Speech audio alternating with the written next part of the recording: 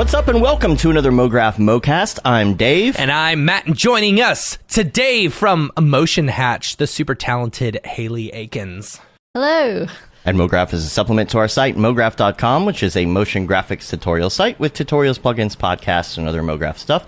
And on the show, we talk about everything ranging from motion graphics to Cinema 4D, After Effects plugins, render engines, doing business, doing taxes, being a contractor, or working for the man. You can email us info@mograph.com. Let us know what you think about the show. Questions, comments, concerns, queries, grievances, show topic, ideas, artist suggestions.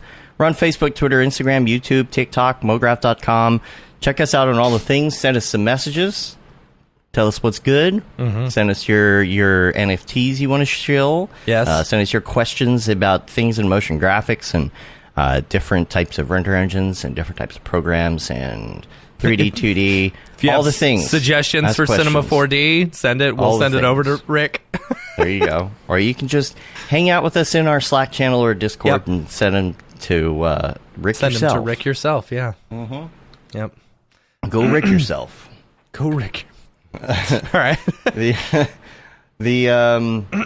week wrap up. One of the things that we didn't talk about last week until the very end of the show, which everybody turns it off at that point, right? Right. So they didn't hear this. Right. Is that Camp Mograph sold out? Yes. In like a minute. We're very excited. Yeah. Very happy about that. Extremely I happy, understand that not everybody got a ticket, and it makes me sad. Did you realize that tickets were limited? I did know that tickets were limited, yes. I was Tickets the one were who limited. limited the actual Yeah. tickets, yes. Yeah, and it's tough because we want like everybody we know to go, and there's only so much room and cabins. Another thing to mention. Yeah, go ahead. All right, really quick. Yes. If you read the page when you signed up for a single cabin, like the exclusive, like the single cabin thing, if you read the page, it does say that if somebody else is staying in there with you, that they have to also have a ticket. The reason is like we still have to pay for their meals and all that other stuff. And all just the swag a reminder. And everything. Yeah. Here's the thing. Just after talking to multiple people, just want to make sure that that's clear. If there's an issue, please contact us. But we just have to make sure that that person is paid for. We wrote it, but we know that motion graphics artists do not read their emails. Yeah. We're just double checking because I don't want there to be any surprises. Just making sure. Yeah. Just wanted you got to make sure there's shirts for everyone, and we're working on some really cool swag. We got some really cool swag this year. I am very excited about it. So that's going to be fun. Oh man, the one thing in particular I know you're really excited about. Oh man, I can't wait. It's going to be fun. That'll be fun. It's going to be so cool. Yeah, so that's it. You want to thank our sponsors? Yes, I absolutely 100% want to thank our sponsors because I wish you would. So sponsors help keep the costs of camp down and also get that cool swag and all the fun libations that we have throughout camp. So huge shout out to them. First off, our global sponsor, Otoy. Otoy is presenting Camp Mograph. We're super excited to have them on board as our global sponsor. Thank you, Otoy. And then our two village sponsors, as of right now, are Maxon and Video Copilot. So you'll be staying in one of the two villages, either the Maxon village or the Video Copilot village, which will be a lot of fun. And then thank you to our gold sponsor, Grayscale Gorilla. We love them over at Grayscale Gorilla. Thank you so much for sponsoring. So make sure if you're coming to camp, or even if you're not, give some love to our sponsors for helping keep camp so cheap. We've had a lot of people be like, man, your camp is cheap. You should raise your prices a lot more. You should be way more expensive. And we're like, nah. That's why we get the sponsors. We're trying to find a happy medium for everybody. I think, me personally, I think this is as high as it goes. That's just me. Don't quote me on it next year, but I'm pretty sure. Quotes on that. Look at inflation. Yeah, right. Yeah. Right, because, whatever. Anyway. Yeah. Next year we'll be like priced out of it where we can't afford the camp because of inflation. Be like, well, we couldn't move the camp. We couldn't move the prices. Sorry. So no camp. Yep. We got a lot of other things in the work. Camp Mograph business wise that we're excited about. So nothing to announce right now, but stuff coming up. So make sure if you're interested, sign up for the newsletter, which is Camp Mograph at campmograph.com. Also if you're still trying to get in case we've got any tickets that like get released or someone can't come, make sure and sign up for the wait list, which you can also find that campmograph.com and then click on tickets and it'll take you to our Eventbrite page. And make sure that you are watching Mograph TV because you're going to start seeing some more clips of different shows. You're going to be seeing some new content. We were watching all of the NAB replays last week on there. That was fun to watch. It was super cool, especially like being there and then getting that refresher and stuff. Yeah, it was very nice. Now, make sure you put it on if you're in a studio. Or if you're at home, put it on. It's like your news channel, except it's not as depressing. So just put it on. And, not as depressing. Sometimes not as still depressing. But it depends on how bad you feel when you look at it and realize how great some of these artists are. It's just like, oh man, I'm never going to be that good. I saw someone on Twitter the other day talking about how they get like really bad imposter syndrome coming to like some of these events, like NAB or whatever, and seeing all these amazing artists. And, I was thinking about it and I was like, one thing you have to understand is all the artists feel that way too. Like they're all looking at all these amazing artists as well. And like, I'm not that good. I'm not that good. So, yeah. All right. So here's the real question of the week. Yes. I'm going to need some input on this from both of y'all. I think the internet's talking about it. And I think it's going to be just huge debate because, I think people are going to be on both sides of the fence on this. Okay. Which is, did people miss a daily? Oh, that's an interesting... Yeah, okay, that is... yeah, okay, I see that. Okay. I think it's a good question. I'm of the no camp because... I am too. Just because he didn't post it doesn't mean he didn't do it. Hayley, did you see what happened with this? First of all, I'm like vaguely aware. So didn't he go on the Tonight Show? But then did he make one on there? But he didn't post that one. Is that right? Is that what happened? He didn't post it until like 12:02, like his local time, and it's like I think that's okay. But what you have to understand is also the Tonight Show is like recorded like 4 hours or 5 hours earlier. So he had already done it. It's not, I don't think it's so much about posting the work every day. It's about doing the work. Exactly. Yeah. If it's a tree falls in the forest, if a beeple is made and it's not posted, does it really exist? Does it exist? Right. I say yes. It still exists. We have evidence. I think it's fine. I think the thing that I would think about is if he's consistent most of the time. So I feel like even if he did miss a day, as long as it wasn't then another day and then another day, then I feel like we can give him like a little bit of slack. I don't know. Right. The other question is, what time zone was he in? Because technically it was still that day. Right? Well, it wasn't not in his time zone. No, it was 12:02. But our time zone, it was totally fine. Right. Exactly. But here's the thing. Also, you have to keep in mind, like, you don't want to post the work before the show happens because then everyone sees. Like, that was me. That I was looking at it. I was like, I was excited to see the work. But then he posted it saying that he forgot, and I was like, oh, but they haven't even revealed it yet. Like technically they revealed it on the show to everyone like around 3 or 4 p.m. Just because the world hadn't seen it yet. I don't know. He didn't miss a day. I still think he could have done better though. That one wasn't that great.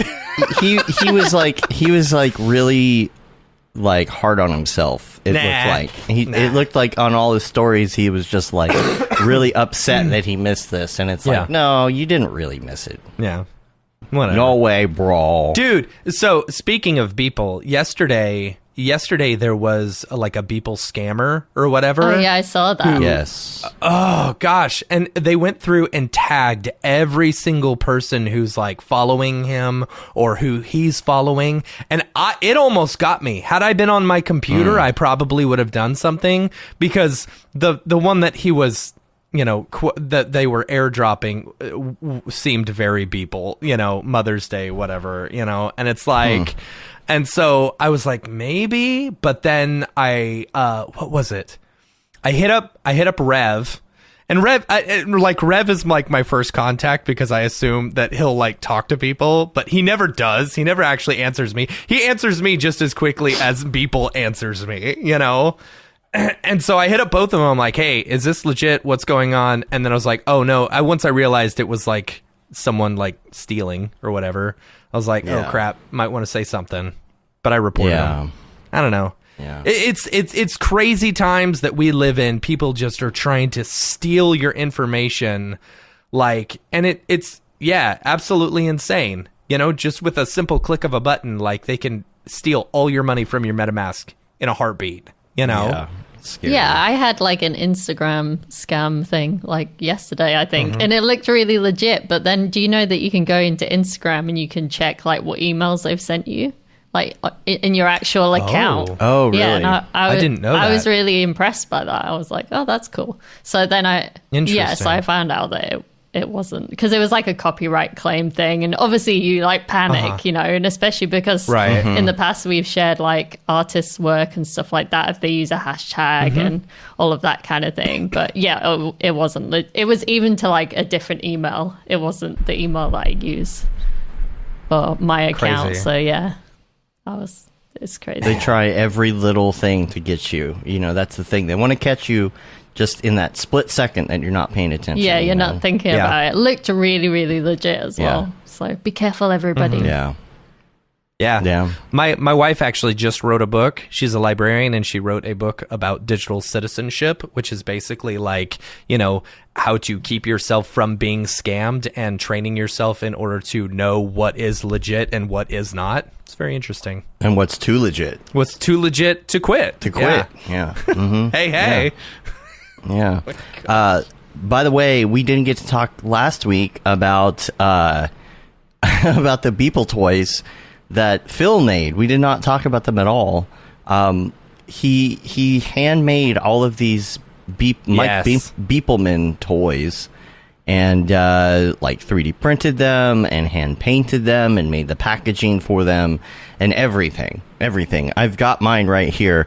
The problem is mine is the glue smushed. came off in transit, so I've got to hold it. Mine like is super flat. Still in my my suitcase. I took my suitcases out and then tested positive for COVID, so I left everything in there.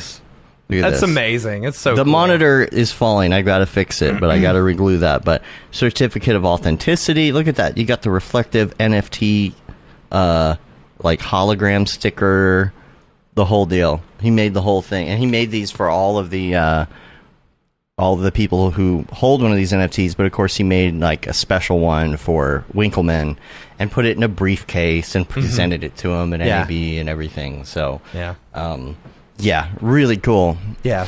But anyway, Hayley, let's talk about you. Let's talk about what you've been doing. We talked probably at the beginning of COVID. No, I think it was before that, wasn't it? Maybe before? No, it was way before. Yeah. I was still in my old house. Oh, wow. It was right before Motion Hatch like officially launched. I think it was like a few weeks before. Wow. Was it? It wasn't that long ago. No, there was one in between. Was there one in between? There was one in between. Okay. Yeah. Oh, we didn't. Okay. I think this is your third That's time. right. That's right. Yeah. That makes sense. I didn't realize that. I thought we'd only done two as well. But maybe this is the third I think one. we did one before video, before we did like yes, that was at like, the old house. That was at my old house. Yeah. I feel like my background and setup has probably improved dramatically. So dramatically, yes. Same with us. Yeah, professionally look, on point. We got colors on the walls and everything. Yeah, we got colored lights. Everyone, check us out. We're like real YouTubers and stuff, right? you know. Yeah. Yeah. So how did you handle COVID? Like what went on in your world? And did you have any issues like many of us did? Like when everything hit, the economy went nuts? Or I think, yeah, it was a tricky one because I think obviously people were a little bit scared in the beginning to kind of keep spending money on things, which that obviously includes like courses and their education and stuff like that. So I think that side of it had a little bit of an impact, but then also the other side of it, because we were doing lots of mastermind programs and things like that where people meet up in like peer support groups, that really helped a lot of people because they were obviously at home working and some people weren't used to that and that kind of thing. So having other artists around you to speak to during that time, I think was really, really helpful. So we kind of saw it sort of evened out a bit for us in terms of like, you know, what happened with Motion Hatch and like how many students we had at that time and that kind of thing. Because I think some people were like, oh no, I'm not going to put anything into progressing, you know, on an education front because I don't know when the next job is coming in. Then some people were like, right, well, I'm not busy right now, so I should learn more things, you know. So it was a little bit of a mixture, I think, on that front. Yeah. I guess probably a good thing to do is give everybody a rundown of what you do. I always kind of assume that everybody has watched the last episode with the same person, right, but that's not usually the case. So what is the, I guess, elevator pitch? Yeah, so Motion Hatch is an online school, I guess, now where we help motion designers and animators with the business side of things. So how to charge for your work and how to get clients consistently, maybe how to niche down, how to build systems in your freelance business and all of that kind of good stuff. All the stuff that everybody struggles with and that sometimes kind of don't want to think about, you know? Yeah. So, yeah. So you've got a couple different things, including some of the new. You've got some links for us. Do we want to give out those links now? If people want to check them out, it's motionhatch.com/Mograph course. Yeah. So that is. Do you want me to tell you? Yeah, I'll let you explain. Yeah, so you're way better. Yeah, we've got a free 5-day course. So if you want like a little intro to Motion Hatch and also help to get your next client in 5 days, then that would be the best place to go to. So you can go to motionhatch.com/Mograph course.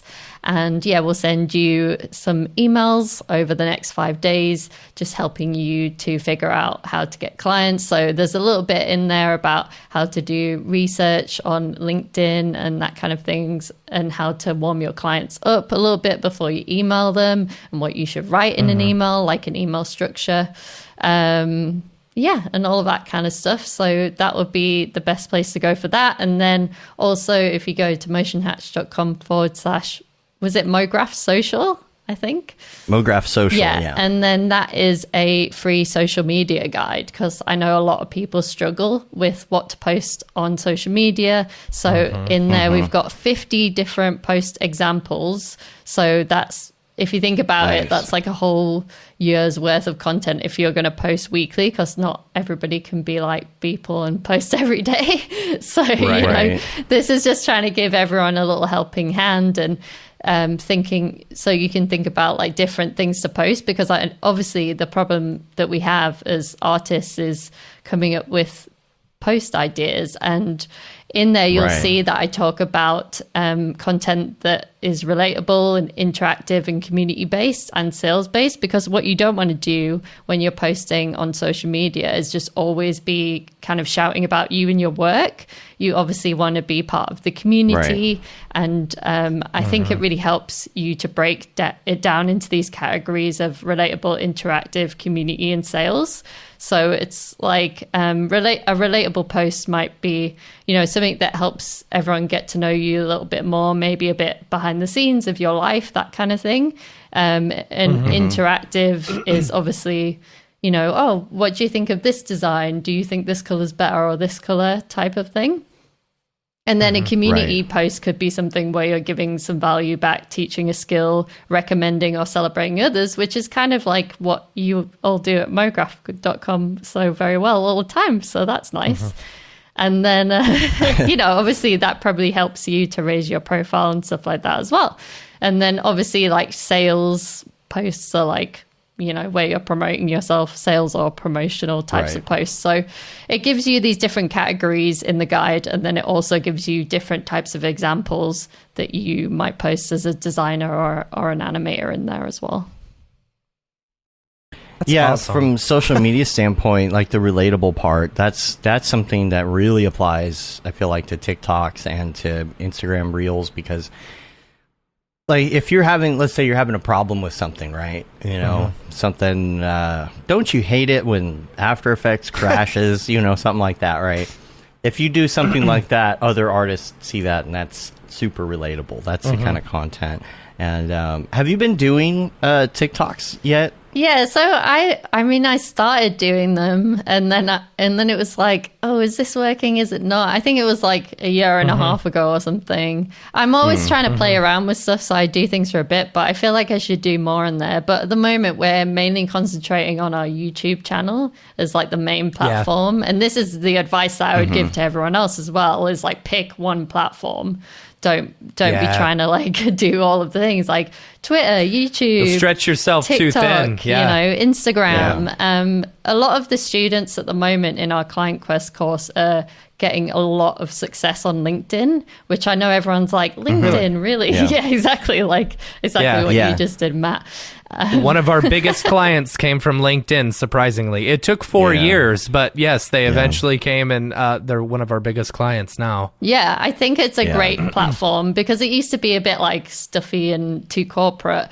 But it's still pretty stuffy. But then that's good, see, because now what's happening is if you're a motion designer, you can go over there and show some really nice work and some behind the scenes of what you do. And then it kind of breaks up the feed for everyone, and it keeps you top of mind. And then if you also go on there and get involved with other motion designers and you start commenting on each of the posts and that kind of thing, your posts can stick around for a lot longer than they would say on Instagram, where it's just like, I mean, I'm not convinced they even show up sometimes now because Instagram really want you to pay. Yeah. But I think that LinkedIn's organic reach is still really good. And obviously because it's a B2B platform, like business to business platform, you're getting a lot of clients and kind of people getting direct clients on there and stuff like that. So yeah, a lot of the students are putting a lot of effort into LinkedIn and seeing results. In my course, I basically teach you how to go through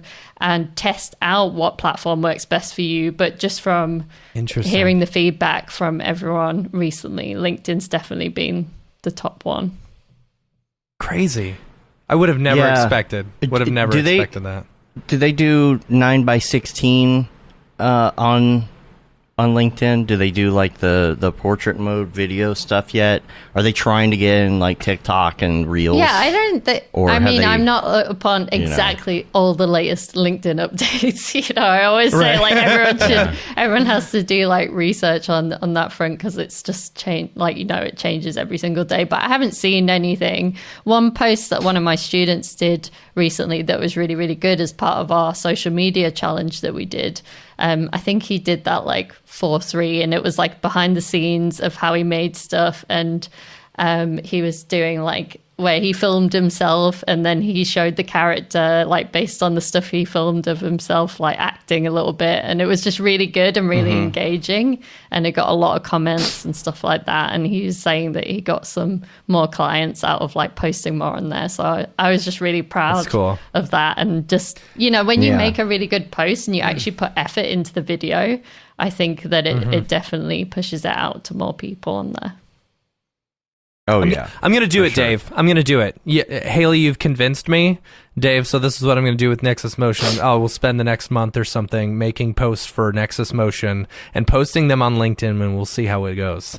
Okay. We'll report back in a month. Yeah, exactly. We'll do, because I'm always looking, I'm always asking my students what they're doing, what's working, what's not working, because then that means that I can pass it on to everyone else as well. So if you try some stuff and you're like, this went great, let me know. I mean, I understand like the I understand why LinkedIn could be so powerful, because a lot of the artists are going to Instagram and to Twitter, or like having their own site and stuff like that. And it's like you want to go to the places where there's not it's not saturated, and it's like, okay, you've got a ton of stuffy corporate people who are looking for video people, and it's like, okay, here it is right here. Give it a try. Yeah. And this content can be used on multiple platforms if you do it the right way. It's kind of a strategy, if you are going multi-platform. Number one, TikToks, Instagram Reels, and YouTube Stories, I guess they're called, and Instagram Stories. All of that can kind of be combined into one thing. Yeah. The thing you have to watch out for is, here's the tough part. If you're making your 9:16 content, right, and you're making it in a program like Splice, you could easily upload it to multiple platforms. But if you're doing some of that editing like within the TikTok app, right, which they want you to do, they want on-screen text that's readable, they want you to have the little voice saying OMG, my After Effects crashed. OMG, whatever. That's good, Dave. That's really They good. want that, but you'll have to do that. You'll have to add that in both platforms when you post it. They're looking for that TikTok logo. Now, there's another thing you can do. There are a couple sites where you can go in and actually run your finalized video from TikTok. It will erase the TikTok logo off the video, like replace it, and then you put it on. But my experience so far has been that if you're in motion graphics, you can do fine on TikTok. You're either going to be that behind-the-scenes relatable person, or you're going to be an account that like posts a daily every day with music, because that's something that appeals to more than just artists, like just rando people. But I will say the view count of Instagram Reels is way higher right now, and I think it's because there's more artists on Instagram. Well, what's our follower count on Instagram versus, I don't know. Well, because I'm curious not at that that much more versus like,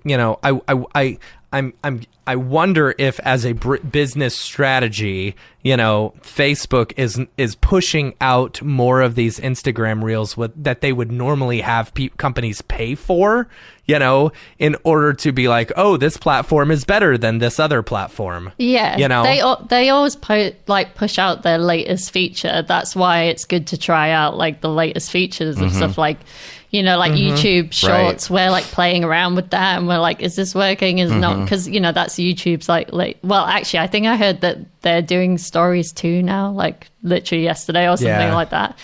It's everywhere. But and I think it's worth playing around with that stuff. But if you're like a motion designer listening to this, I would think about what's your main platform, and then maybe like you said, how can you repurpose from that? But just if you're overwhelmed, just literally just stick to one platform, test it out for 3 months, and then see if that helps you to get clients or even be more part of the community. Because when you know more of the motion designers and you network with people, obviously that helps you to get work as well. So it's not all about getting clients, but you've got to think about what's the result am I trying to achieve by posting on social. And I think the problem that a lot of people have is they're like, oh, I don't want to do it, it's distracting, it doesn't give me any results. But I think you have to give it time. You've got to learn a little bit about what that platform kind of wants to see. So following other accounts that do well, and then think about what results you want to get and like track it,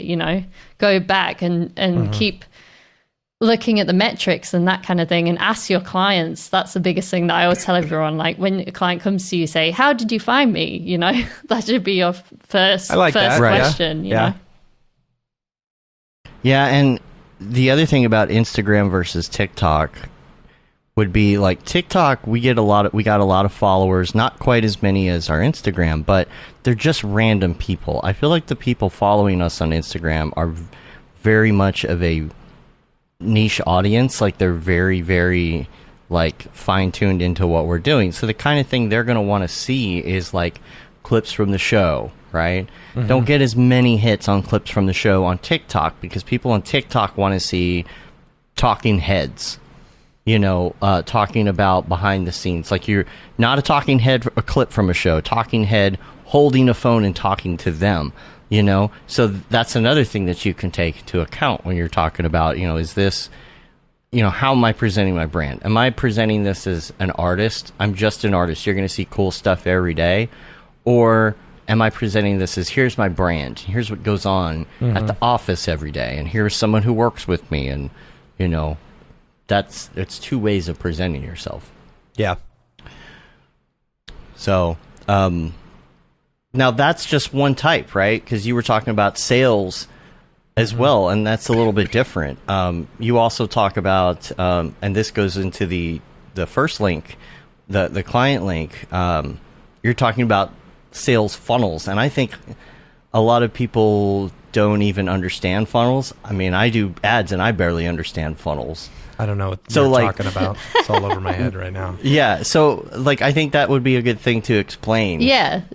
For people who've never worked with anything like that before. Yeah, so it's tricky because you've got kind of different things. So if we're talking about, the main things that we're teaching in our course Client Quest, we're more talking about a marketing funnel. So in Client Quest, I talk about how you'd have different stages of the funnel, right? So the first one would be awareness. So that's obviously talking about, well, who is aware of me? Those people are in this little kind of pot, almost little segment. And then you've got attraction, and that's where they're like, they're a little bit closer to you, they're getting attracted to you. Maybe they looked at your website, maybe they saw a social media post, something like that. And then the next one is action, which is a little bit different to a traditional marketing funnel, but this is what I call the 4 A's freelance funnel. So it's easy to remember. It's awareness, attraction, action, advocacy. So then action is when they sign a contract with you, they, come on board for a job. So obviously now they're a client. So you can see you have lots of people in the awareness section, then you'll have a little bit more less people in the attraction section. So it's kind of people who are listening to podcasts can't see, but I'm trying to do the shape of a funnel on the live stream. Right. But so you have more people in awareness, then a few less people in attraction, because obviously some people get filtered out. And then in action, you have a few less people who are obviously your clients. And then I add on advocacy on there at the end as well. So that's about who are your advocates or your fans, and they're the people that are going to help you get more clients, because you can kind of activate them through referrals and through testimonials and things like that. So that is a marketing funnel. And then obviously you've got things like a sales funnel. It can kind of be the same, but kind of a little bit different. So a traditional kind of online marketing sales funnel would be something where you'd have a lead magnet or something like that, which I don't know whether people could test this out. This isn't necessarily what I teach, but it's another type of funnel. So you'd have a lead magnet. So something, say, I don't know, you want to... One of my students, for example, he wants to work in nature conservation, so he wants to do animations for nature conservation, which makes sense, very niche. So he could maybe write a guide, a little ebook or something that's how to use animation to grow awareness for your nature conservation project. I don't know, I'm just making this stuff up on the spot, but something like that. And that potentially could attract clients, and he could say, hey, you can download this for free. You could go onto LinkedIn. You could talk about how animation helps you to create more awareness for your nature conservation brand or something like that. And then you could say, hey, download my free ebook about how this can help you. And then if you get help and information from someone, you're more likely to work with them. So then those clients might come back and be like, oh, okay, well, he knows loads about, doing nature conservation, how animation helps it. Oh, we want to do an animation. Of course, we're going to go to him. So that's kind of more of a traditional sales funnel. You make yourself almost like the an expert on something. An expert Yeah, on exactly. about that specific thing, and then the people. Yeah, absolutely. So, for example, Matt, if we did a white paper on how we do virtual sets, Okay, with I thought you were without gonna the without go the somewhere use else. of without the use of Unreal. Right. Right, how yeah. we do it the practical way for static camera shots, There you which go. we do for tons of different people, right? Yeah. Like, who can't spend the money to have rent an entire volume, for Unreal. So, like that, you put that together, you even diagram like how you do it, but not Yeah. exactly how you do it. Right. How you would do it, like, I guess if you were like writing it up for a patent or something, kind of Right. shows a diagram. But yeah, you give that out for free. I could see how that would be valuable because they're like, man, they really know what they're doing. We should Yeah. just give them a call. Yeah. Okay. Yeah. It's like, I like and that. like, there's been a few times where it's like, for example, like with camp, right? I'll use camp as an example. We want to do. This isn't set in stone, so no one quote me on this. We really want to do like some tie-dye stuff, It's like, oh, this would be awesome to do some fun tie-dye stuff. But then I'm on TikTok and I'm seeing some of these people who are doing like amazingly awesome tie-dye, and it's like, well, wouldn't it just be worth it just to have them come to camp and teach everyone tie-dye, Right. It's like, because they're out there being the subject matter experts, it's like someone who's looking to do something like that is more inclined to Right. hire the subject matter expert than to actually go through and do it themselves.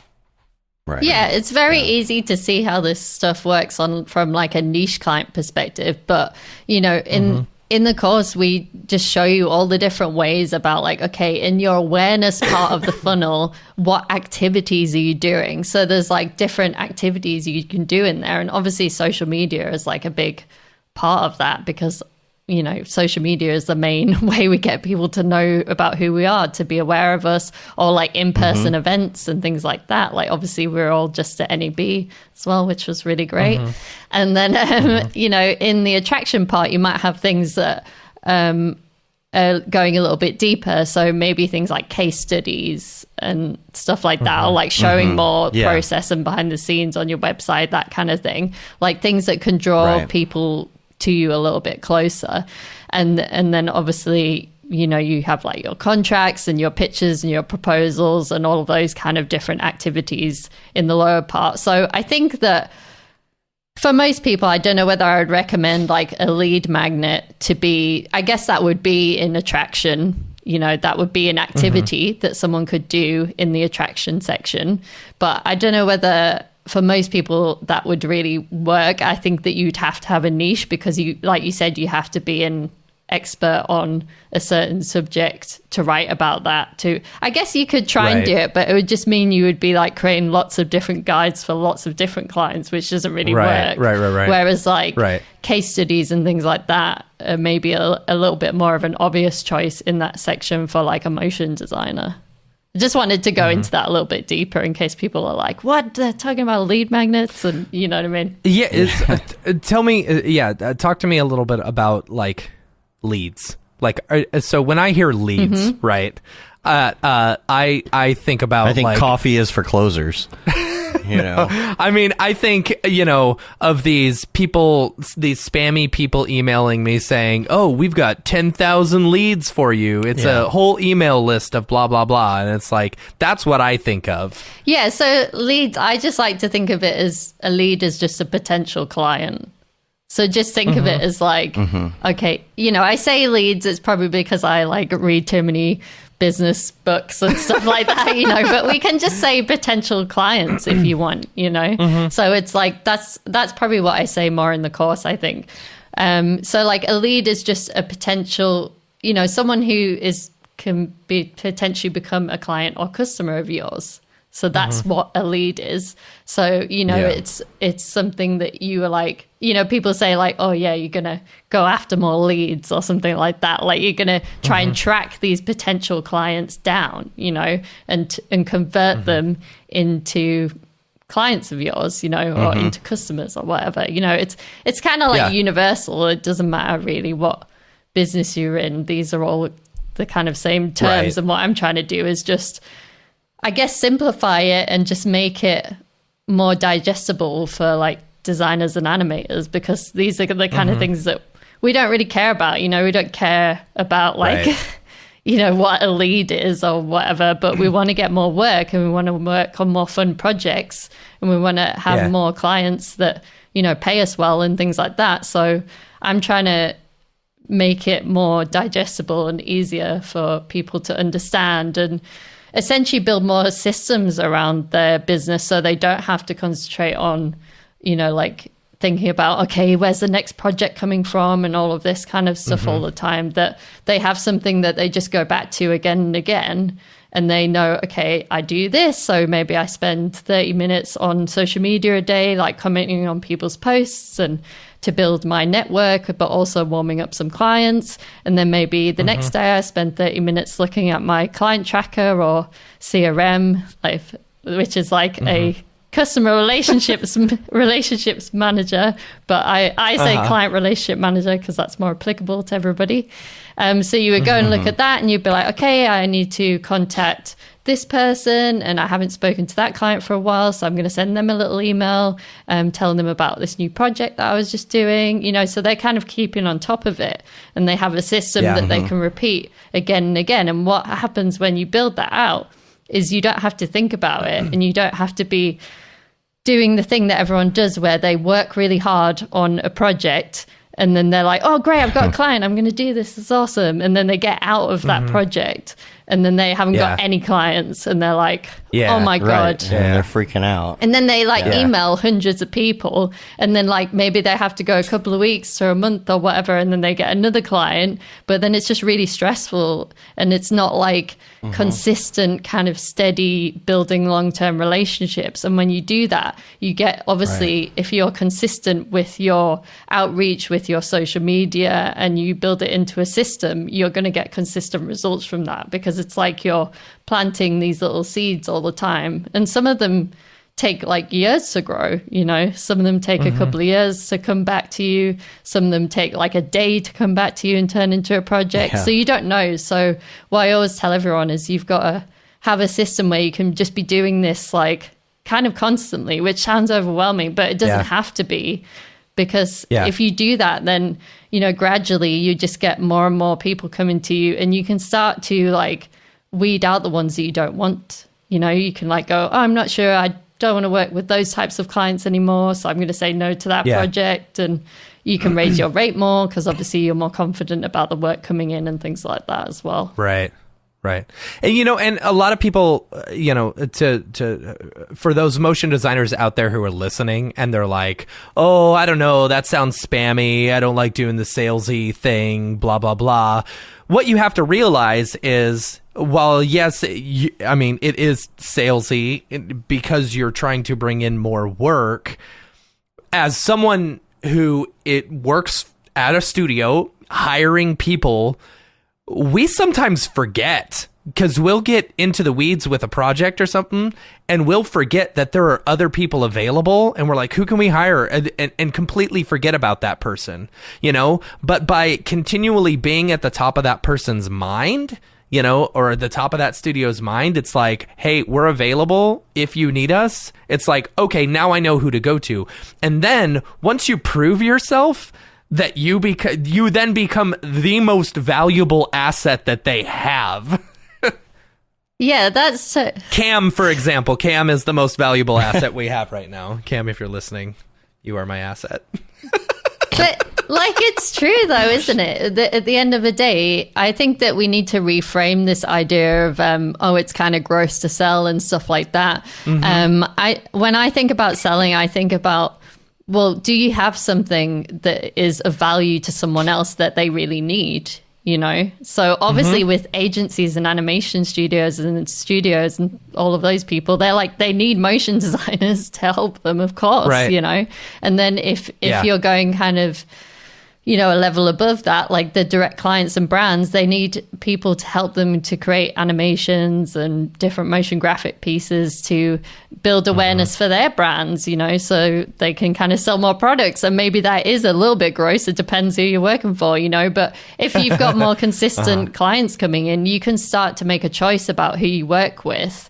And what I like to think is, by helping artists and creative people make more money, I'd like to think that they can, choose the things that they work on and kind of make a bit of a better impact in society, because we have to realize that we are marketing things for people, and we have to think about, okay, what are these products and what are these companies doing, and are they doing the right thing? And I feel like if we as artists can be more picky about the kind of work that we can do, maybe we can have a more positive impact on the world, and even if that's just taking better care of your family because you have more money and more time and you're not as stressed because you have a nice solid base of clients, it can be even as simple as that. Absolutely. Do you think that obviously studios are more likely to do this, but do you think that a contractor, that is worth it for them to advertise themselves? So for example, you might post a short video on something that's a TikTok or a reel or whatever it is, something on Facebook. Do you think that it's worth it to promote some of those posts, to spend a little bit of money to promote those posts to get them out there? Whether that's like a piece of art or a podcast or whatever.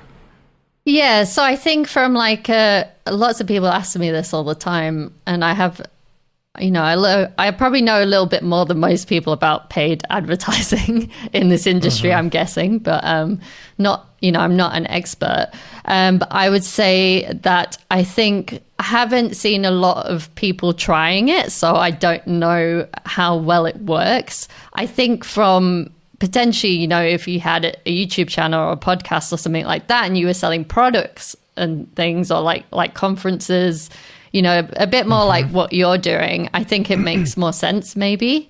We do paid advertising occasionally, like we'll even do paid advertising to some of our free courses as well, because you kind of want more people to be aware of you, and you don't want to just sell them a paid course straight away. I think that makes sense. Right. I don't know from an artist perspective whether paying to share your reel. I mean, maybe it's a good experiment that we should do and put on our channel or something like that, but it depends where it is. I could see it working better on LinkedIn because that's B2B looking for that specifically. But the problem is if you promoted that kind of a post, like a piece of art that you did on TikTok, you're gonna get follows and you're gonna get likes, but it's just gonna be random 10-year-olds who liked it because they thought it looked cool. It's not somebody who's really gonna.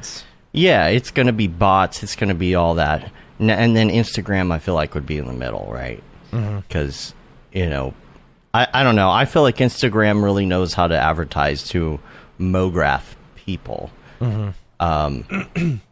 But have you found any... Have you come across any issues now that Apple iPhones, they're not tracking things anymore? Is that becoming problematic? Because I feel like it has. I think it's more expensive. It seems like, like you have to spend more money for people to see things. I mean, we don't do too much paid advertising. Maybe we do a little bit here and there, or if we're doing a specific thing like campaign, or we want people to see this social media challenge that we just did or something like that, for example, we might do it. But I think for me, more of the organic reach tends to work better, because if you make good content, and it's, for example, on YouTube or something like that, I think that it does push it out to people. That's why I've personally been, kind of doing a weekly YouTube video now, because I think it's a really good platform. And if you make a good video, people do watch it and they do see it. And also I compared to a podcast, we're getting a little bit away from the artist kind of side of it, but I know a lot of people are thinking about going into education as well, so maybe they find it interesting. A podcast is really hard to interact with the audience, and on YouTube, and this is why this is cool that we're live now, because obviously people can talk to us and things like that. And I think that for me, that's made a big difference, because I can actually take questions from the comments the previous week and then make a video about it the next week and kind of directly help people in that way. Whereas on the podcast, obviously, you might get some feedback on social media, but it's just not as frequent and people don't feel like they can kind of comment on it as much, I don't think. For sure. Yeah. You're almost relying on like emails or anything. Yeah, some sort of exactly, outward. Yeah. Which people aren't as inclined to do. Whereas if you're like, hey, just leave a comment below the video, then obviously they're more likely to do that. So right. Yeah, I think we can do that as artists on a small scale though as well. Like motion designers, like we were saying, you could make reels and stuff like that. And especially if you're thinking about maybe getting into making tutorials or something, a lot of the time I suggest maybe starting on reels or just doing like a quick 2-minute tutorial and even putting it on Twitter or somewhere like that, you know. Mm-hmm. For sure. Yeah, like I'm all for privacy and I'm all for, you know, not being super invasive when it comes to ads. The problem that I have with some of this going on lockdown and Google saying they're going to do the same thing is that we were actually getting to people through advertising before who wanted our products. Yeah. And that's what's disappointing to me, because there's somebody out there who wants to learn Houdini and is scared of learning Houdini and sees that ad and they're like, stop being afraid of Houdini. And the problem is, before it was easy to find those people, even if those people had even seen a post of ours before or whatever, or especially people who would click on the link and go check it out on the website. They wouldn't buy it, but they'd go check it out. You were able to say, okay, these people over the next 2 or 3 days, I'm going to advertise a different ad to them similar again, right? Okay, and they'll start seeing it again. Of course, that's based on tracking. Of course. We're not really like stealing anybody's information. We're not, you know what I mean? Like, yeah. Like that's kind of where that line is, about the privacy stuff and Apple. It's like, okay, that person will see that a few times and be like, you know what? I'm really going to check this out. And then they get the course and it's specific to something they want, right? Like, we're not advertising junk to them. We're advertising something they would want. Well, they don't get that anymore. That's just because we have high quality courses. Some of these other people may be getting junk. But they don't get that now, right? Like, it'll go across your feed possibly, but it cannot track that other stuff anymore. It can't find that person who was really on the fence and really needed to look at all the details on the web page and be convinced that this is for them. You can't do that. Now it's just very, very broad. Like you said, Hayley, it's more expensive because you're just blanket. It's a mess. Yeah.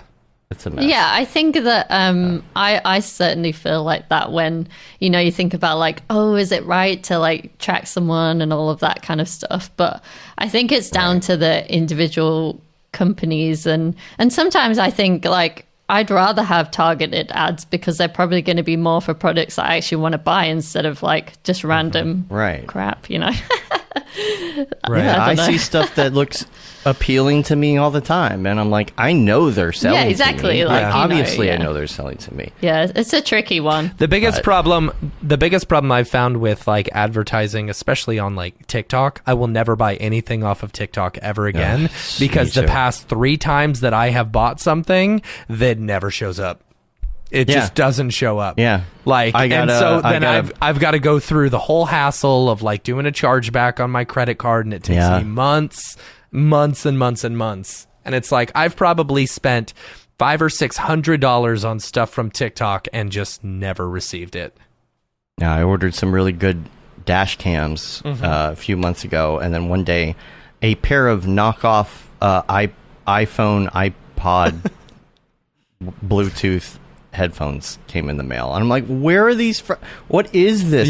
Until I actually looked up the tracking number and figured out that it came from that order, and nobody ever answered me on it, of course. So then you got to call the bank. It's a pain. I think that like sort of to kind of round up this conversation a bit, I think that we should just not that I'm trying to, but I just feel like we maybe we got off on a bit of a tangent about paid ads. Hey, this is Dave. I just wanted to stop for a moment and thank our sponsor Otoy, the creators of Render Network and of course Octane.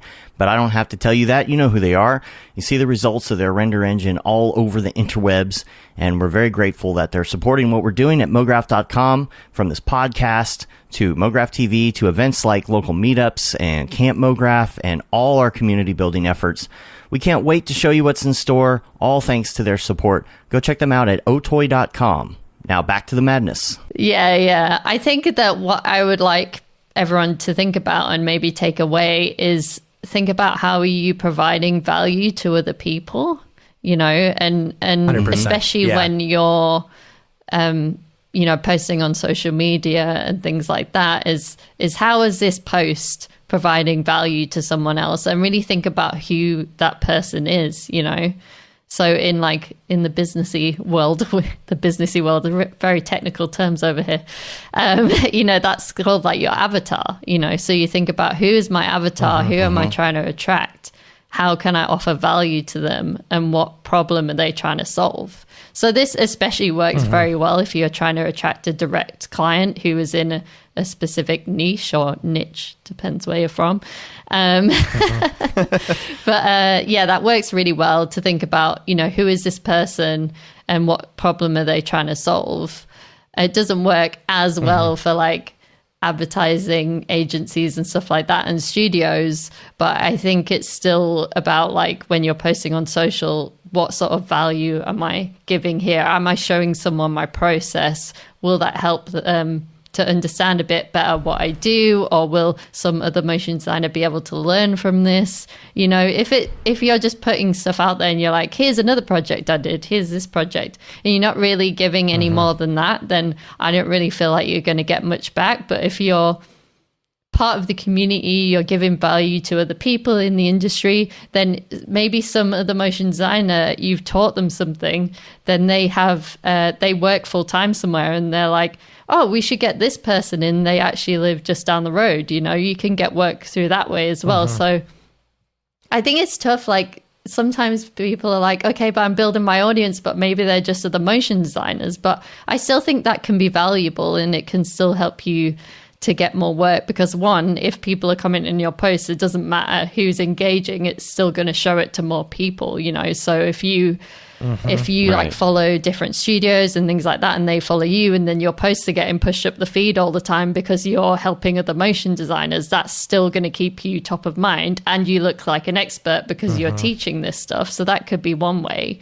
Or you can be, like I said earlier, kind of teaching more in a bit more of a niche with a specific direct client in mind. So I kind of went off on a bit of a ramble there, but hopefully that's helpful. No. But even in that niche, it's got to be, you still have to understand the platform that you're on specifically, definitely. right? Yeah. Because I will totally go to YouTube and watch somebody's 1 hour breakdown on how they did something and try and learn, or whatever.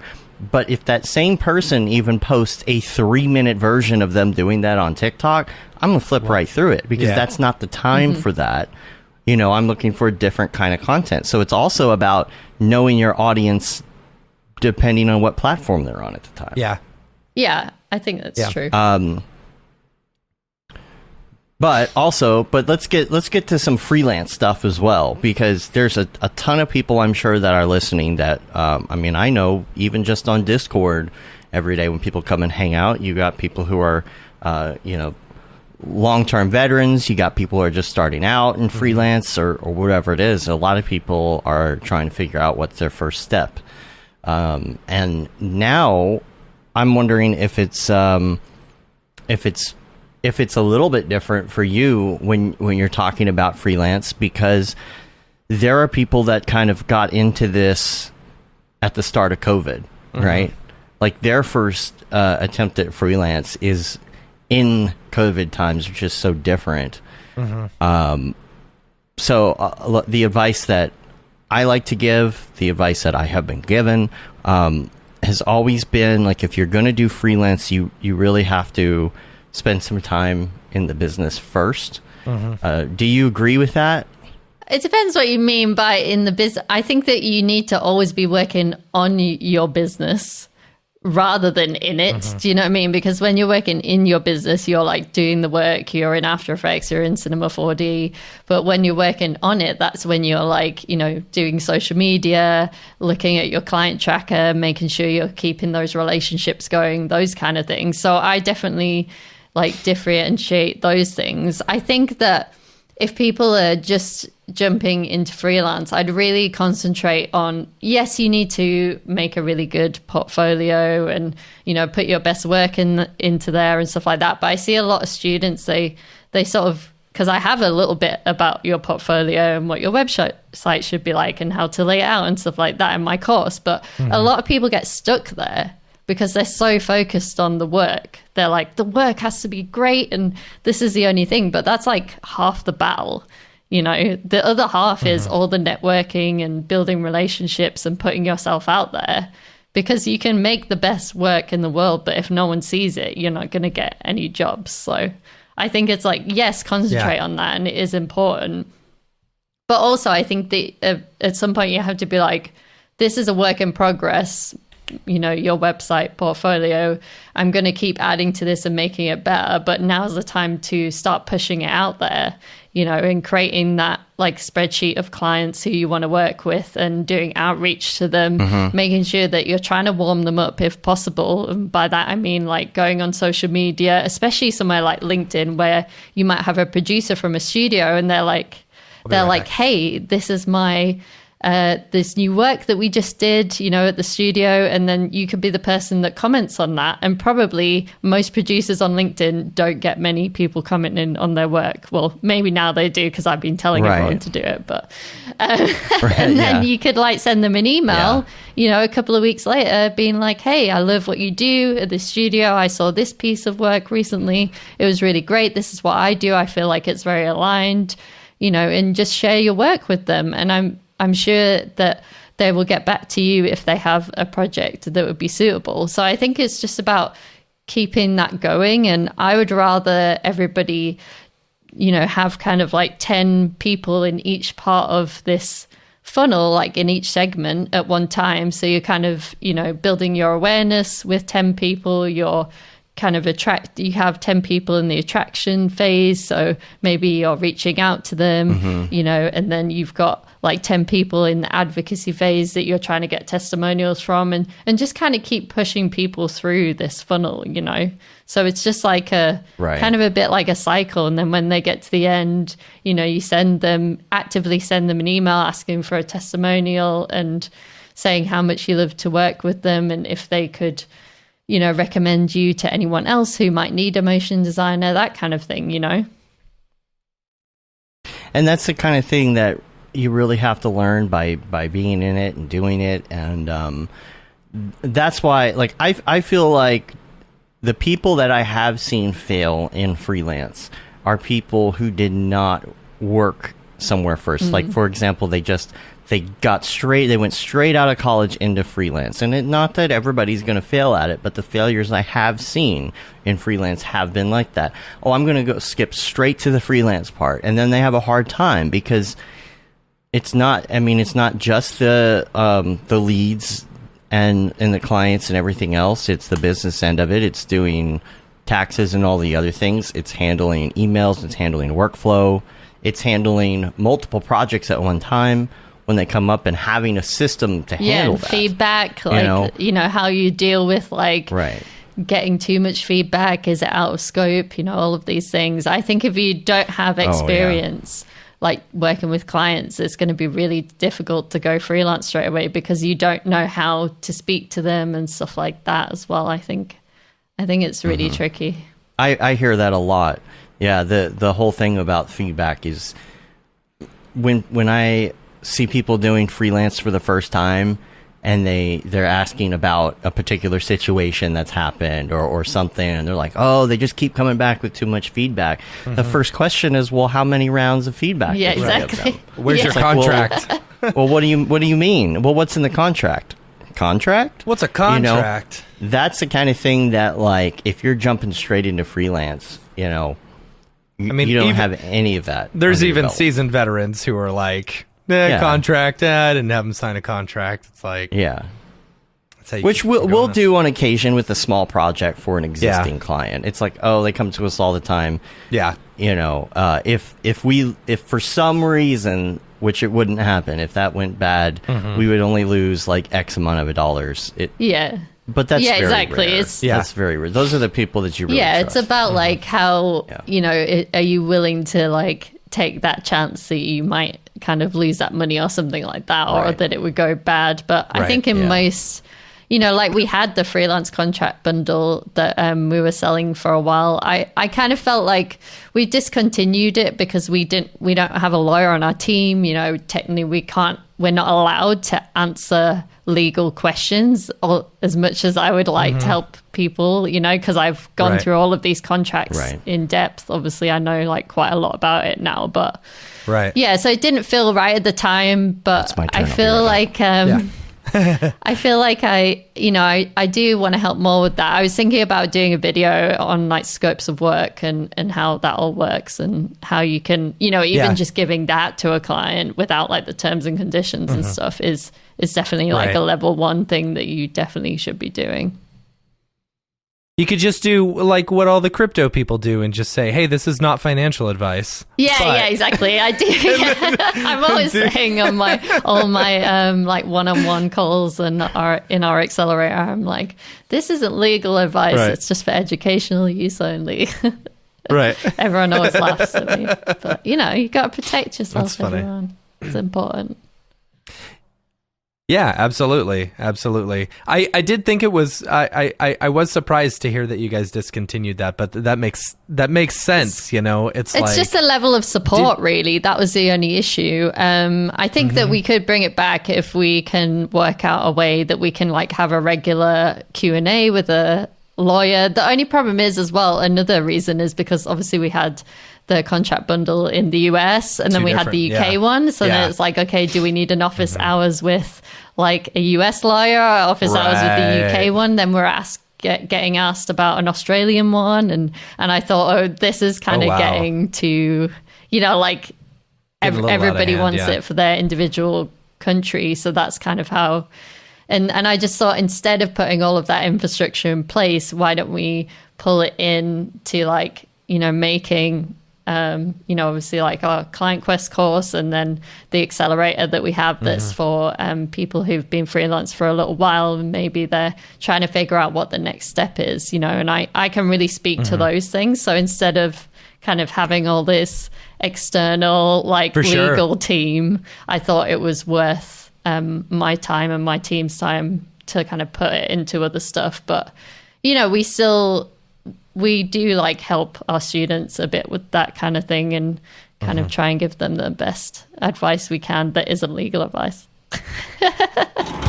Hi, my name is Sashia Dumont. I'm a writer, actor, and filmmaker. Hi, my name is Paul Robinson. I'm a director, DP, and filmmaker. We are the creators and hosts of the Go Gorilla Filmcast, an online source for all things indie film. We are a husband and wife film team and co-owners of Send3 Productions, and we started this podcast for filmmakers like ourselves who were producing on micro budgets with skeleton crews. Go Gorilla is a weekly podcast that features various talents in TV, film, and web series productions.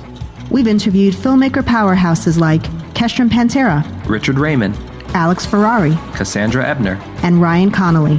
Amazing actors like Hannah Ward, Lou Taylor Pucci, Chris Wataski, and Eileen Gruba. Groundbreaking cinematographers like Jody Lee Lipes, and Jessica Lee Gagné, and many more. We also offer weekly reviews of our favorite films and shows, which vary from low-budget first-time filmmakers to A-listers and everyone in between. Go Gorilla is proud to announce that we have officially joined the Mograph Podcast Network. So if you love filmmaking as much as we do, tune in every Sunday for a new episode of the Go Gorilla Filmcast, your source for all things indie film. Now available on the Mograph Podcast Network.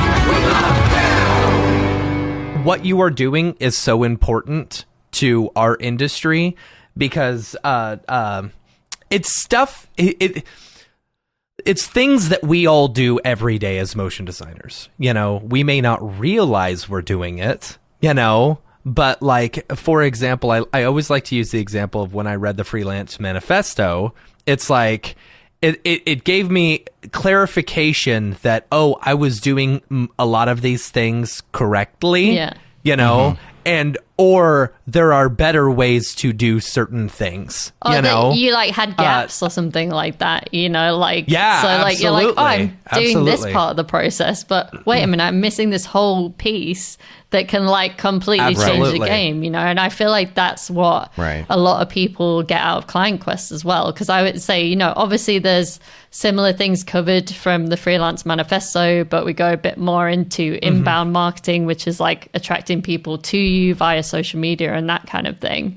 And I think for a lot of people, you know, unless you're like starting out your freelance career, which there are people doing that as well in there, but for some people who have been like freelancers for 4 years, they come in and they're like, oh, I didn't realize this could be like a system, like a thing that I can create. And it just Right. kind of works itself. You know, you Right. can even use, you know, automate some parts of it. And I'm talking a lot to the Oh, yeah. students now about, can you build like a survey form where you give it to your clients as soon as they come to you and they fill out these certain questions, and then you automatically have a brief from that, you know, instead of like Right. doing like 10 emails back and forth, and you get to find out quickly Sure. whether that's a project for you or not, and that type of thing. So yeah. And all the things that you have to ask every Yeah, time. exactly, What's the yeah. resolution? What's the Yeah. frame rate? Yeah, yeah, you yeah. know, all of that Yeah. too. Yeah. Yeah. The automation of everything, even when it comes to the social media posts, you know, that saves you time. Like, you know, the guide you give, you know, talks about 50 ideas or whatever, right? And it's like, you see the Mograph nugs that we put out there with little clips and sound bites from the show. And if I do them in chunks, if I pick a day to sit down, I can do like a whole bunch of them, and it's like, oh, hey, that's going to last me for 3 months now. Yeah, Yeah. exactly. You know, and you can release that. That saves you time rather than trying to do one, sit down and do one every week. You know, that amount of time you have to. So anything that you can do to automate. I like the idea of the new client having one. Maybe have a post Yeah, survey exactly. Yeah, for we your talk client about that as well, like Yeah. in the advocacy section, about having kind of like a, you know, like a retro where you'd have a meeting with the client and you'd talk about what went well, what didn't go so well, you know, what could be improved on next time. And even if you don't do that with that client, like it depends on your relationship with them and stuff like that. But you could even just do it with yourself, you know. So you could be like, this is the project retro that we just did. And okay, so what did I think went well in this project? What didn't go so well? And what can I do better next time? And you would just learn so much stuff if you keep doing that. And especially from the business side Yeah. of things, because everyone makes the same mistakes over and over again. And I always talk to my students and I'm like, okay, And sometimes with the same so clients. this went wrong this time. Sorry. Yeah, exactly. But this went wrong. So how can we improve on this next time? What do you need? What process or system do you need to put in place to make sure this doesn't happen to you again? You know, and sometimes that is contracts. Right. Sometimes, like we were saying, it's creating a survey or a questionnaire or something at the beginning of the project so that they know, like, you know, I don't know, like how many rounds of feedback when this kind of with the scope of work and all of that kind of stuff. You know, it can be lots of different things, but I'm just really passionate about creating systems and processes in the business. Like I've been doing it for Motion Hatch as well. And we have like a process project plan where we have all the different things that we do every week. And we're trying to create a process for each thing. And what that means is I can kind of stop doing some of the stuff, you know, and I can pass that off to an assistant who maybe doesn't know Right. like as much about the motion design industry and stuff like that. And everyone else can do that too in their businesses, you know, even freelancers. You could potentially, if you created processes for some of the steps in your business, you could give that to a virtual assistant, for example, that you wouldn't have to pay very much, and that could help you save a lot of time. It kind of depends what it is, but you know, Right. you could make a list. There's this thing that I learned from an entrepreneur called the 3 lists to freedom, and I'm trying to think if I can remember them all, but it's like things that you shouldn't be doing, things that you can't do, and things that you don't want to do. So you make a list of those Right. 3 things, and then you think about, okay, things you shouldn't be doing are things like, potentially you don't need to be the one who creates your website. It obviously depends on like what stage of your career you're at, but and things like that. Right. But that could be an example. Yeah. Things that you can't do, like maybe some of your account stuff, things like that. And then you can go through and think about, okay, which of these things can I automate or delegate? And even if it's not right away, it's stuff that you can think about automating or delegating in the future. So then you can create a process for that so that it's done in a way that you love to do it. And then once you do give that to somebody else, you know that they're going to do it correctly as well. Because that's like a lot of trouble that I've had is, I like things to be done in a certain way. Yeah. You are talking Dave's language right now. Yeah, exactly. So then if you have a process. That's the thing. Like, I'm fine with handing stuff off. As long as it's being done the correct way. Because you said you've had problems with it. I'm sure you've had the same problems that I have had, which it's like if you have a system of doing things and you want to relinquish the command, you just have to be able to find somebody who can remember all the little details, and the problem is you usually don't find out if somebody's good or bad at that until you train them. And then if it doesn't work out, you have to train them again, right? Yeah. So that's how do you deal with that? Yeah, so you don't get them to remember all the little details is the key. You put all the little details in the process. So you write like step 1, you do this, step 2, you do this, or you like create a video with it as well. I use something called loom.com. I don't know whether you've used that. Yeah. I've heard of Loom. It's fantastic. Yeah. And so you go through and you go, right, this is how you do this and that. And then you create a step 1, step 2, or maybe like a checklist, so they don't have to remember all of the stuff. They literally just have to follow the process. So they just go in you obviously like keep them in an organized way. Like we use Notion, so we'll have like marketing procedures, same. And then we'll have like social media procedure within that, and then maybe like Instagram procedure or something like that. It sounds like it can get quite detailed, but that's why you have a project plan for it as well. And then you can kind of go in, and it depends. Like most people listening to this probably won't need to go that into detail.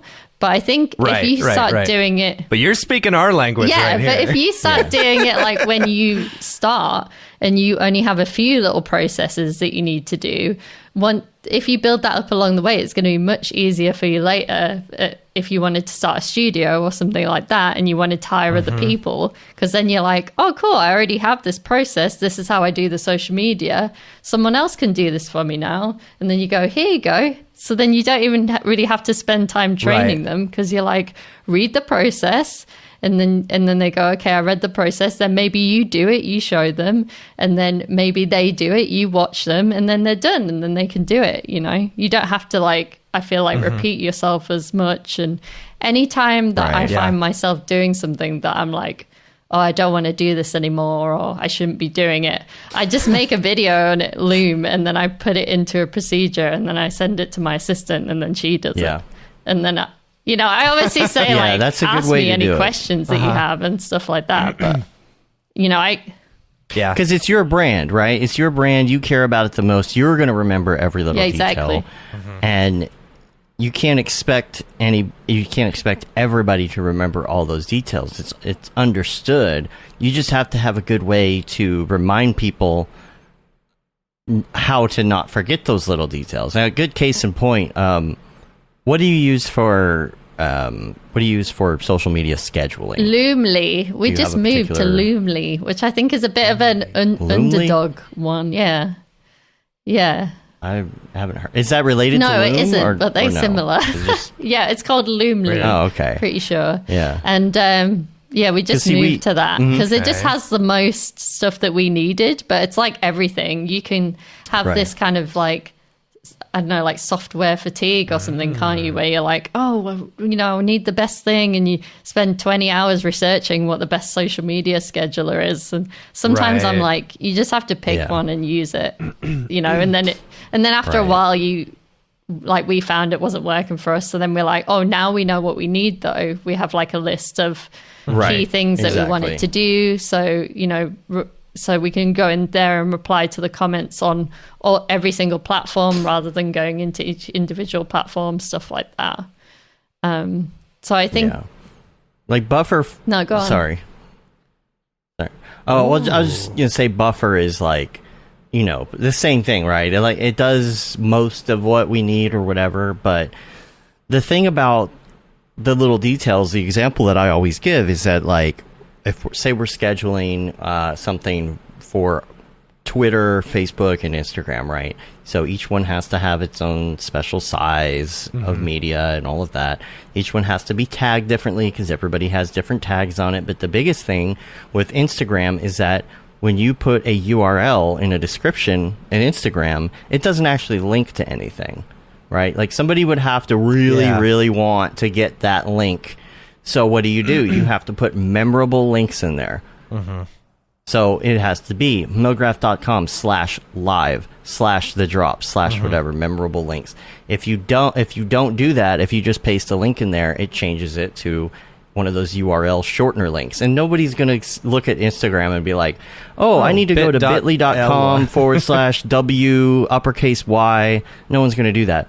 So you have to make it memorable. If you paste something in to Buffer to schedule it, it shortens it automatically, right? So you have to copy it and paste it in there. If you type it in and you think it's not shortened, the moment that you publish it, it will actually shorten it after the fact, and you won't realize it. So you have to copy and paste back in what you're going to paste in.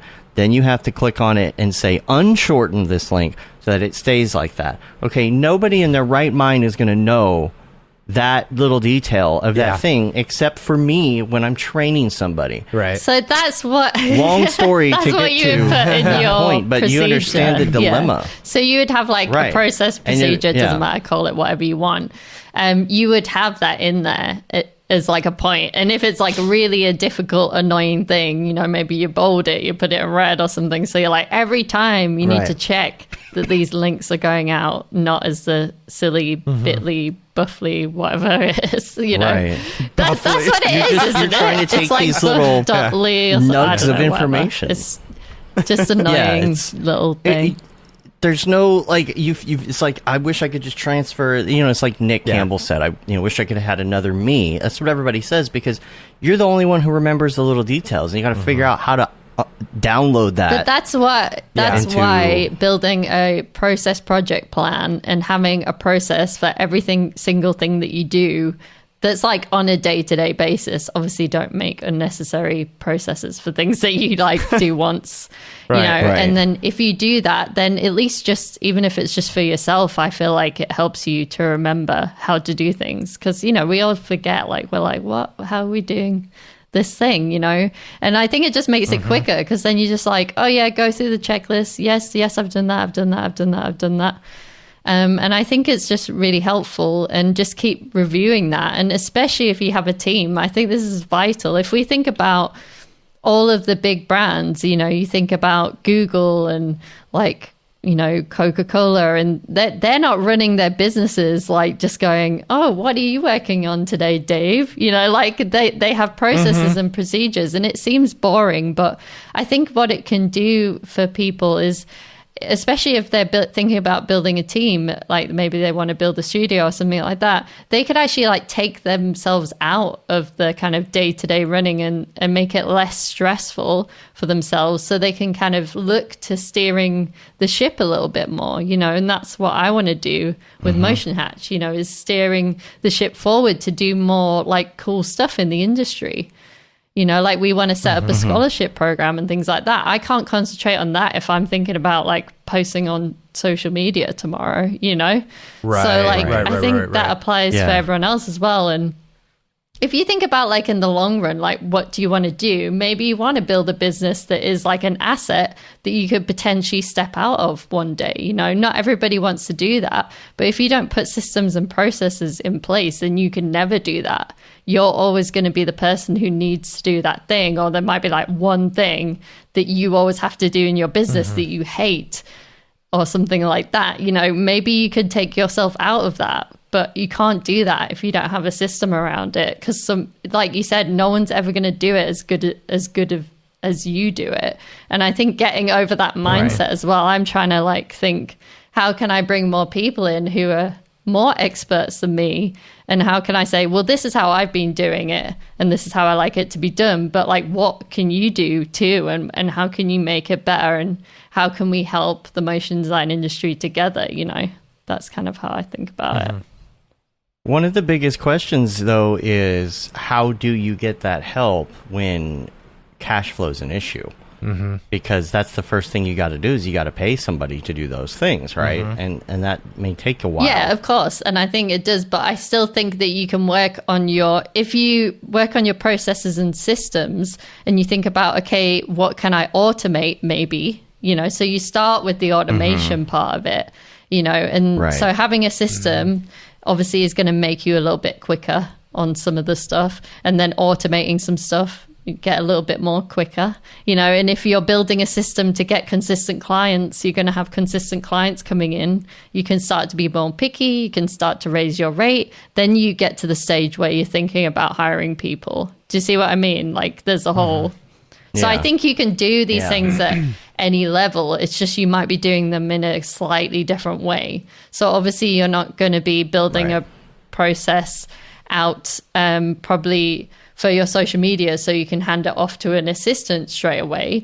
But you might be building yourself a process that has a little checklist that you do every week. So you're like, I go onto LinkedIn every Tuesday morning for, 30 minutes and I go and comment on different producers' posts that I like and different creative directors, and I interact with like, these are the people who've been interacting with my posts because that helps me to boost my posts in the algorithm or something like that, you know.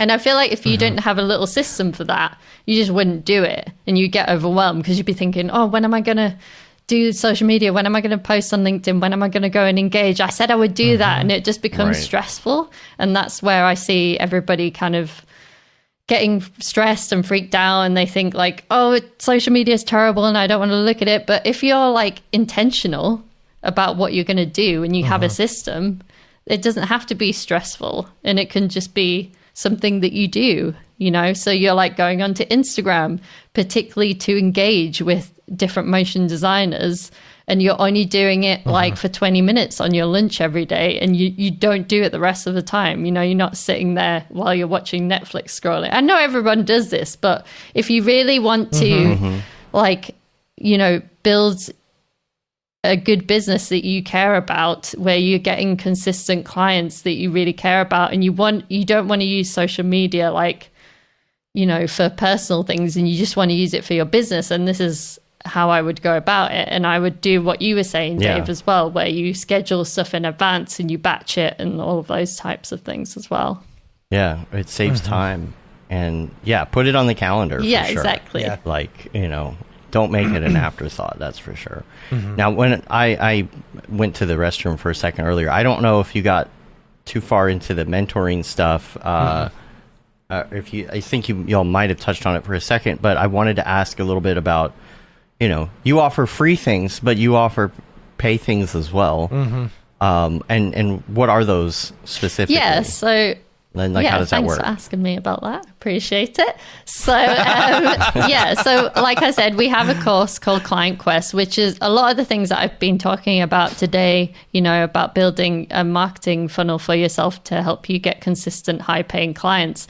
That's basically what we cover in Client Quest. So I help you go through it step by step. We talk a bit about what should be in the portfolio, how you should be building your awareness, how you should be attracting clients to you, how you should be turning them into advocates and fans of yours so they can keep coming back to you, but also help you to get more clients, how you can get strategic partnerships. There's like so much stuff in there.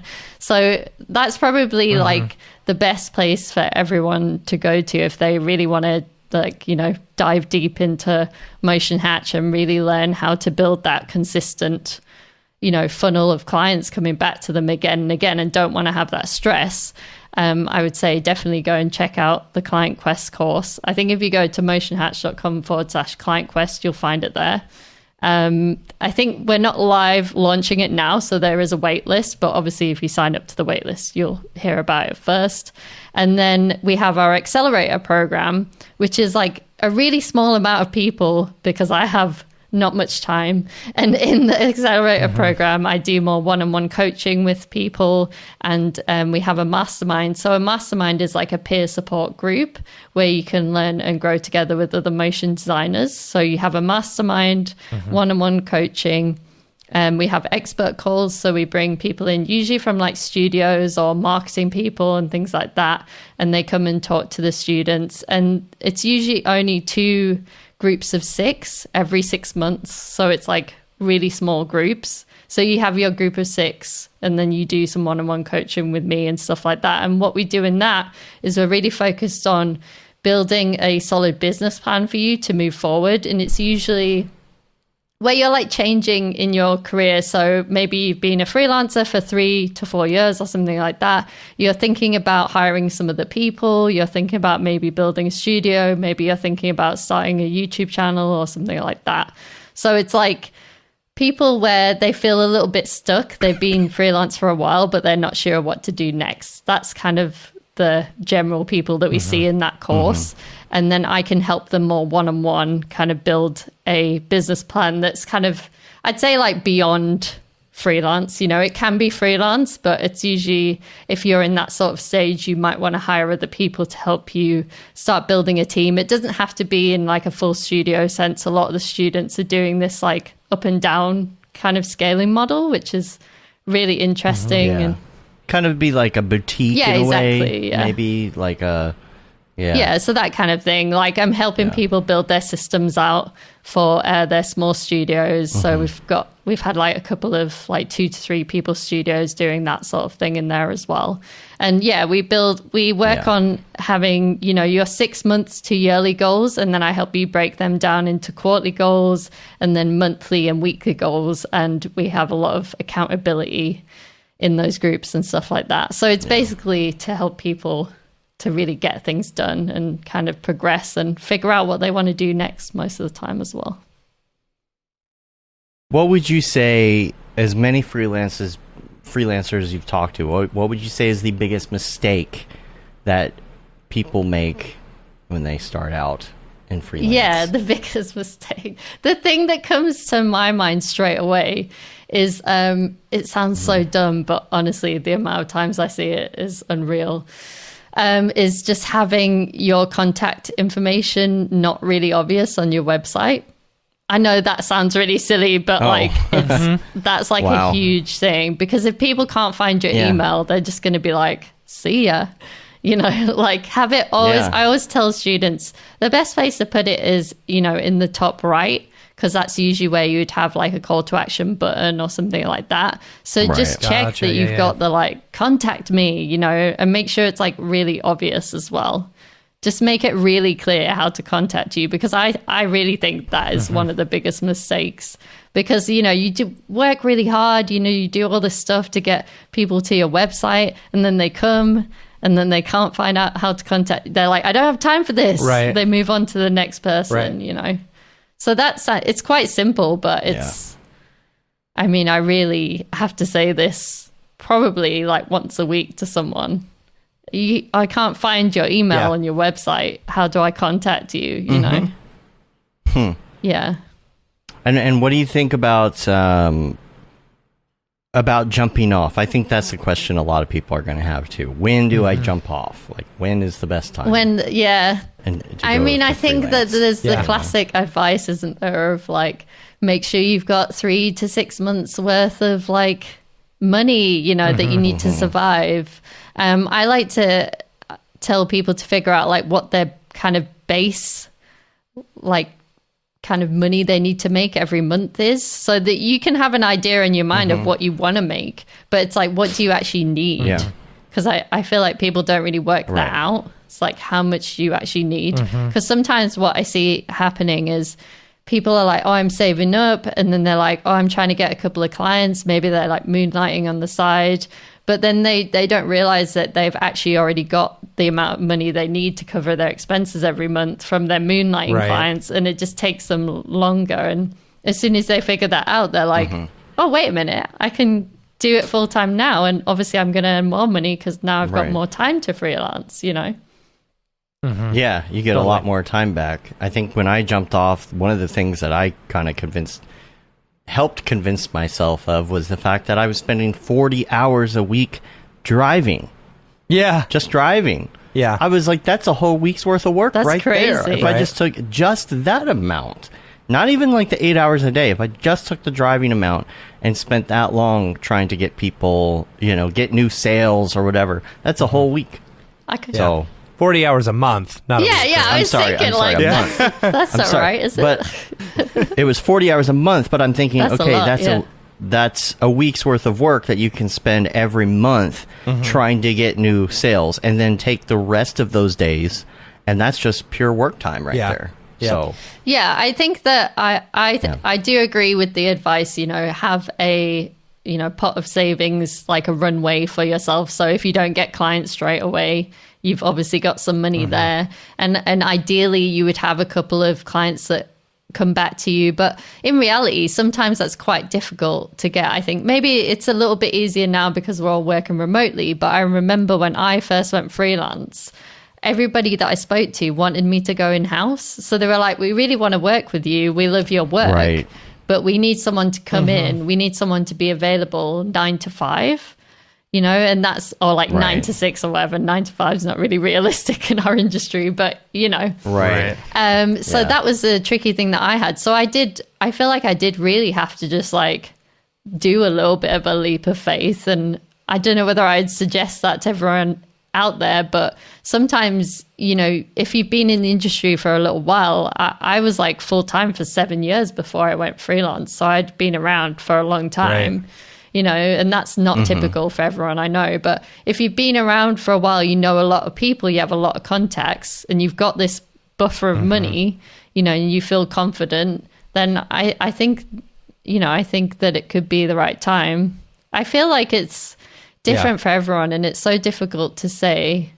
And I think that usually what I found is actually people don't do it as soon as they can, Yeah. Yeah. They're scared. Yeah, and I can totally relate. It's fine. Yeah. For I feel like I've done it twice because I went freelance, and then I also kind of feel like I took a bit of the same thing when I started doing Motion Hatch like full time. I had to kind of give up my freelance career, and people are always like, oh, why did you do that? Like, how was that? And it was, should have automated everything so that people could have taken, and then you just make money off of your freelance stuff on the side. Yeah, but I think it was like, creating the content and stuff like that. So like I was doing a podcast on the side, and then had like the contract bundle then and the mastermind, I think, and doing full-time freelance stuff. So it was just kind of thinking about like, okay, do I want to follow this thing that seems to be helping an awful lot of people, where people are asking for more and more and more stuff? Or do I just want to carry on with my freelance stuff where it's kind of like a bit more obvious where that's going to continue to go? So it just felt more worthwhile to me to, make that jump into Motion Hatch and really like push it as far as it can go. And I'm really glad I did that because I feel like it's helped so many people, and I'm hoping that it can help even more. So it's exciting. Yeah. Matt, your light went out behind you all of a sudden. What happened? Went out. I thought you meant me. I was like, did it? No. Oh, his jacket fell. Did he? I've got like 5 jackets hanging on my wall, It just fell. It's where, and like a couple of them just fell right on my light. Funny. Hey, if anybody has any questions in the chat, feel free to put it in there. What we're going to do, we'll go to the drop for a minute and go over that stuff, and then if there's any questions, we'll come back to them after the drop. Absolutely. So let's go to the drop. The drop. Is this the fucking mic drop? This is exactly what I should be doing. What's up, and welcome to this week's episode of The Drop, your weekly source for all things NFT and crypto art, as well as upcoming drops by notable people in the Mograph industry. I'm Matt Milstead. Joining me, as always, is Dave Koss. Joining us this week for Motion Hatch, Hayley Akins. let's get into the drop list. Where is it? There we go. Let's do it. I've got to give Nifty Gateway a shout out right now. Their marketing Yeah, dude. people must be a listener to the show. I will say, because they gave us a full week of stuff. I guess they're like rearranging stuff and Good. blah blah blah. Actually listen to us. That's good. So, yeah, let's get started. There's not a lot of Mograph like artists that I know of specifically, but there are a lot of artists. So today, Ron English is doing a drop. Let me click on the thing so I can refresh myself. Very interesting work. Very colorful. Ooh, what's this?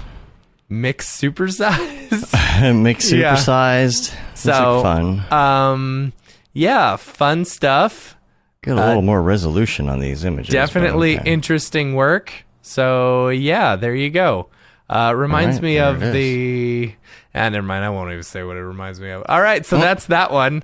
Then on the 11th, some of the ones I'm skipping a few days because they just didn't put stuff on there. But Ola Volo is doing a drop. I really love this work. I think it's very pretty. A lot of really pretty illustrative work and stuff like that. I really dig it. Yeah. Love the use of colors and stuff like that. Just great. I wonder if this is Procreate. I don't know. Interesting. Yeah, very interesting. So that's it for the 11th. On the 12th, an artist named 6 and 5 is doing a drop. I dig this work. I dig this work a lot. Yeah. So a lot of really pretty like interior renderings and stuff like that. Yeah, You kinda can see kind of like architecture-y. the series that they've done with like this orange ball. I have a feeling that's going to be similar to what the drop is for that the drop on the what day is that? Whoops, I just lost my date. The 12th, I believe. The 12th. Yeah, the 12th. Yeah. So that's a Yeah. fun one. Ooh, that's I pretty. like their work on this. Right. this Instagram. Yeah, it's nice. Yeah, really good lighting. Love the lighting. So that's the 12th. On the 13th, an artist called MRE is doing a drop. Interesting work. Yeah, it's a lot of the similar NFT type stuff. People love their shiny plastic people. I'll tell you People that. love their shiny plastic people. people. Yeah. So, Oh, that one's pretty cool though. It turns into a heart. I dig that. I dig that. there you go. Okay, cool. Pretty good. Wonder Yeah. how they did that. How do you think they did that? Probably something technical. Probably. Yeah. All right. Then on the 14th, Clarence is doing a drop on Nifty Gateway. Lots of very colorful, like almost inverted looks and stuff like that, Almost like negative. Right. Yeah. Reminds me a bit of Frederick Duquette's work a little bit, not as polished, I'd say, as Fred's This one work playing is. little Yeah. ape video game. you Right. know, like you do. So, yeah, cool stuff. And then the last one on the 15th, we've talked about this artist before. Tommy Wilson, the baseball player from the Baltimore Orioles. Like, I'm Wait, looking what? at... yeah, he's a professional baseball player with the Baltimore Orioles. Like, they did No a drop previously on... what was it? It was Maker's Place, right? I believe. And so, like, looking at some of his work, like, it's like, Interesting. heck yeah, dude! Like, way to get out there. Like, I'm really impressed because it's good That's to funny. see, it's good to see a jock get into the artist space, or whatever. Yeah. But yeah, what'll be funny is if he ends up making more money in NFTs than he does playing Right. baseball and stuff. Right. Yeah.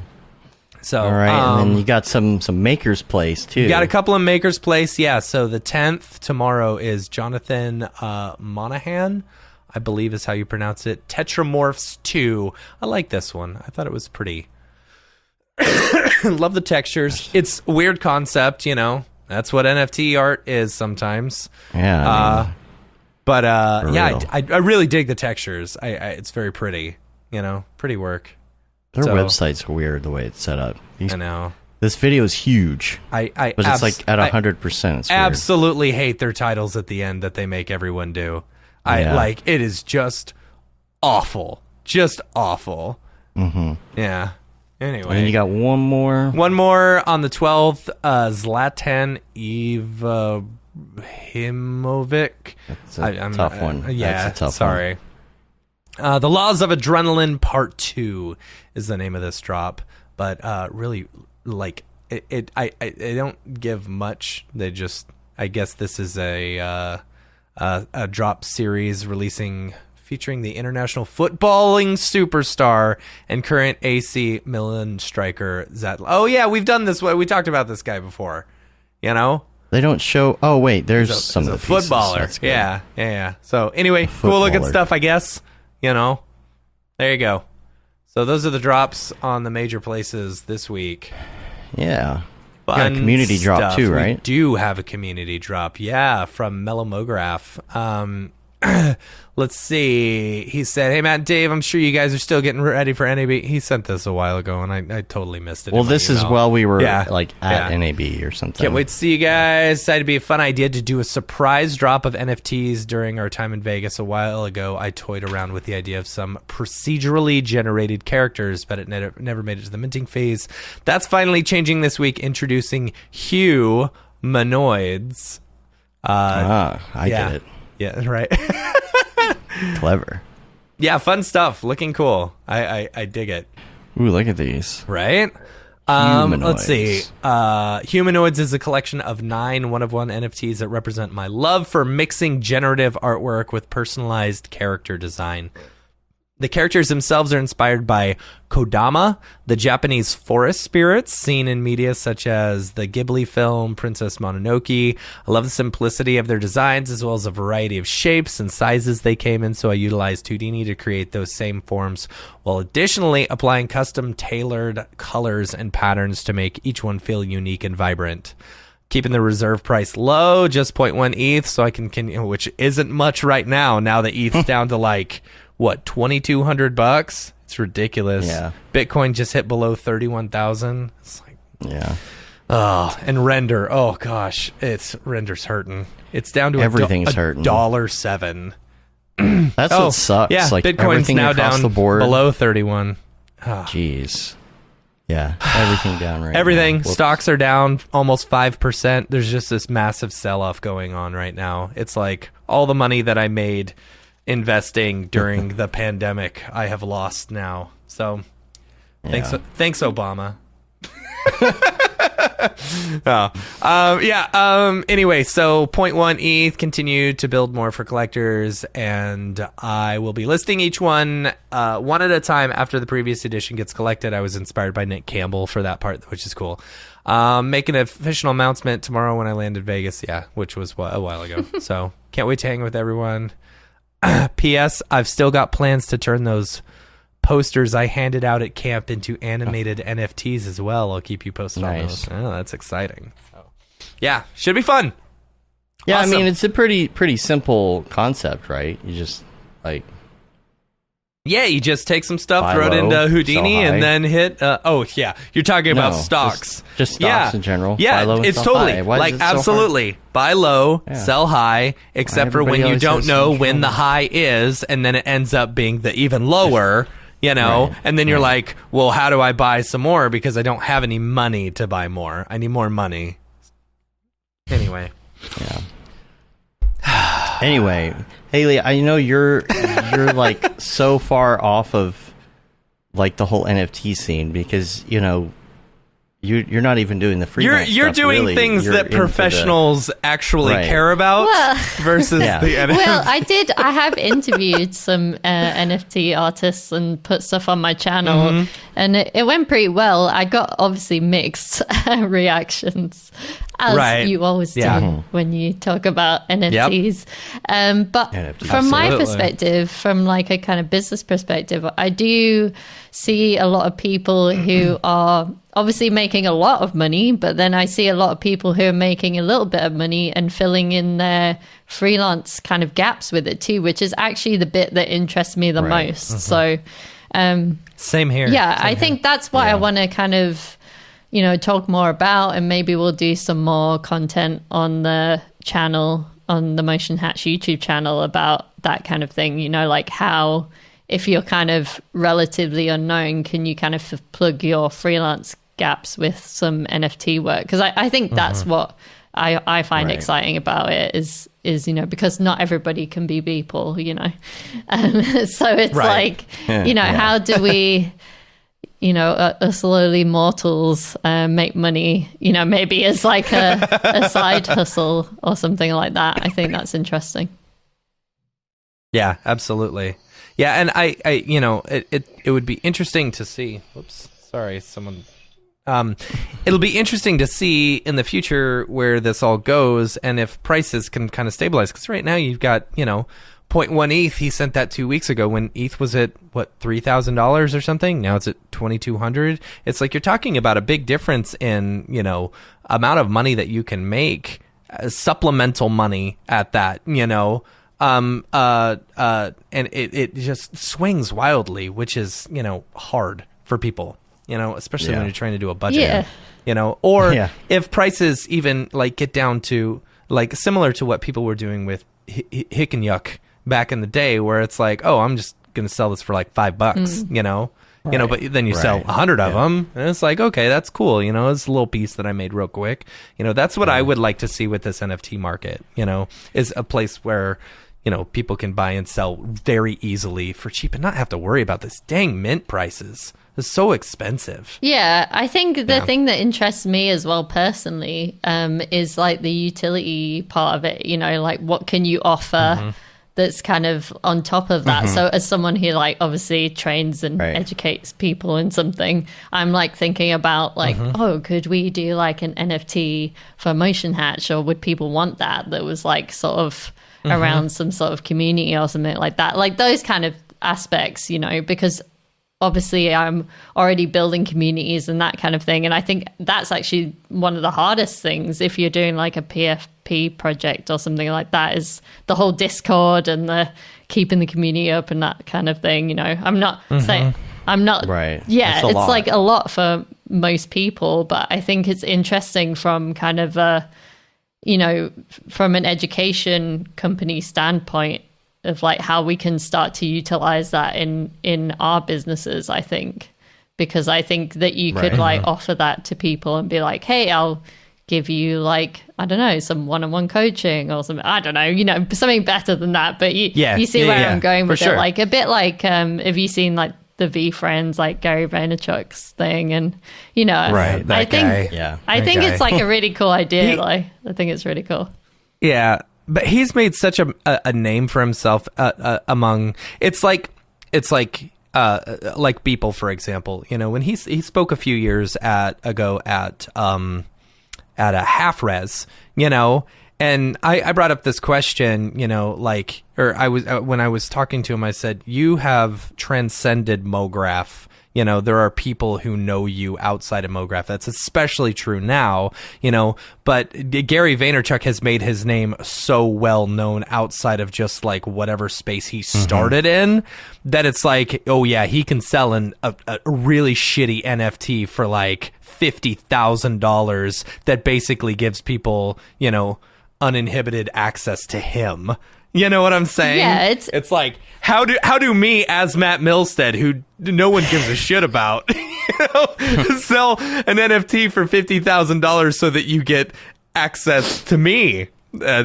Yeah, but I think it's like, it's just on different scales, isn't it? Your one might not be 50,000, but you know what I mean? Like you could still do something that maybe could be like that. That's a bit that interests me. I would like to do that, or like work with people on, if they were doing that for their project or whatever. I think like the community utility aspects of it, I think.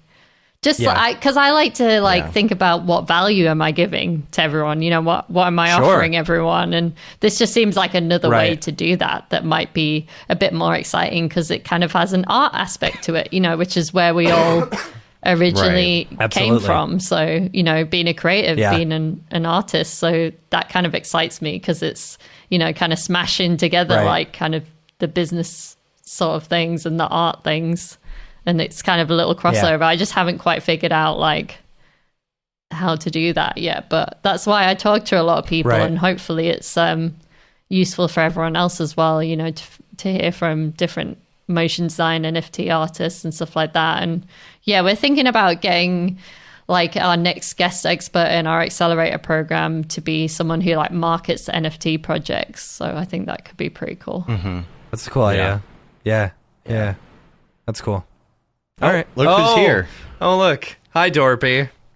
Hey guys, how's it going? It's good. Sorry, I'm late back from Vegas because, well, you know, what happens in Vegas stays in Vegas, right? Right, sure. So I had to bury all my bones in a bunch of cement and leave them all behind. Right.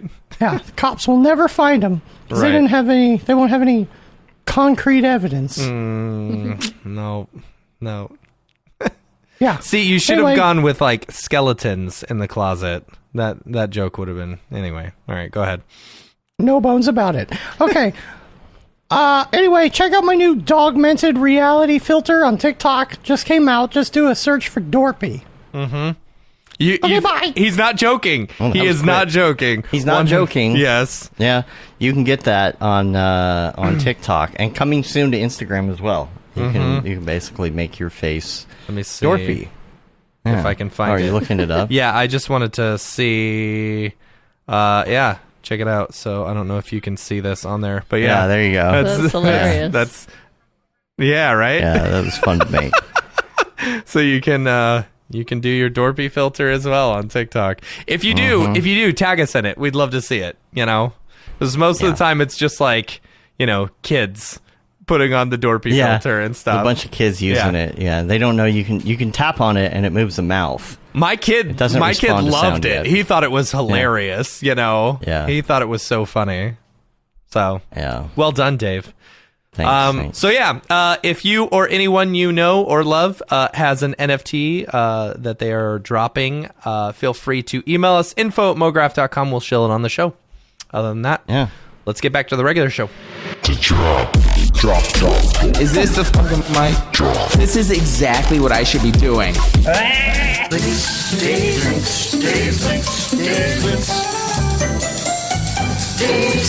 So I was going to do a link real quick and say in developing that app, the filter, the app that I used was Polycam, which there's a bunch of different 3D scanners out there. However, Polycam lets you do something a little bit different, which is you have the ability to do like LiDAR scanning with it, or you can do a whole bunch of high-res photos and like upload it to the cloud, and they do the work for you. And I did that, and in about 20 minutes, it gave me the most incredibly realistic 3D model of Dorpy. Yeah, in like 20 minutes. it Just was crazy absolutely how good incredible. that was. Yeah. Yeah. So I'll put a link to that app in the show notes. If you want to check it out, the best way to do it is to do like the photo scans and just pay for the, I don't know, All right, Dave. Everyone wants a Dorpy shirt. $60 a year. Everybody wants a Dorpy shirt. I Yeah. know. I had that on my thing. I don't know what it would say. Well, it would be his Okay, face, bye. obviously. Yeah, let's see. Well, on the back it should say "Okay, bye." Yeah, maybe. I don't know. I don't know what you should put on the front. Yeah. I don't know. Yeah, I don't know. Oh, adult dating. Oh my sites. gosh! Thank you. YouTube has been so bad with the freaking just awful spam lately. It happened during the motion show, Yeah. as well. Yeah. It's like what? Who's gonna click on that? And Right. even, who cares? I mean, Like, you don't can't even understand. How click. is You it have even- to physically type it in. It's Right. stupid. Nobody's gonna do that. Nobody's gonna be like, "Hey, look at this spammer. I'm gonna attach this because why? It's just stupid." Anyway. Oh, right. and there we go. Good Gone. Lord. They just keep going, don't they? They just keep going. Gone now. Okay. Anyway.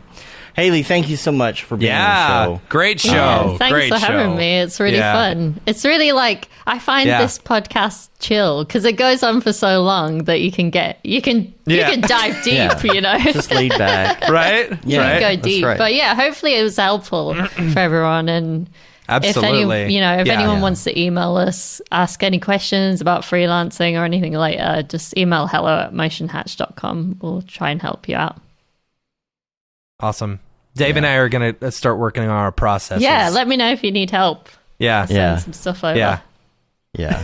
You know what's funny? When you were talking earlier about the funnel, and you're like, then it goes down and it goes down and it goes down. And I was like, that's almost like a reverse pyramid scheme.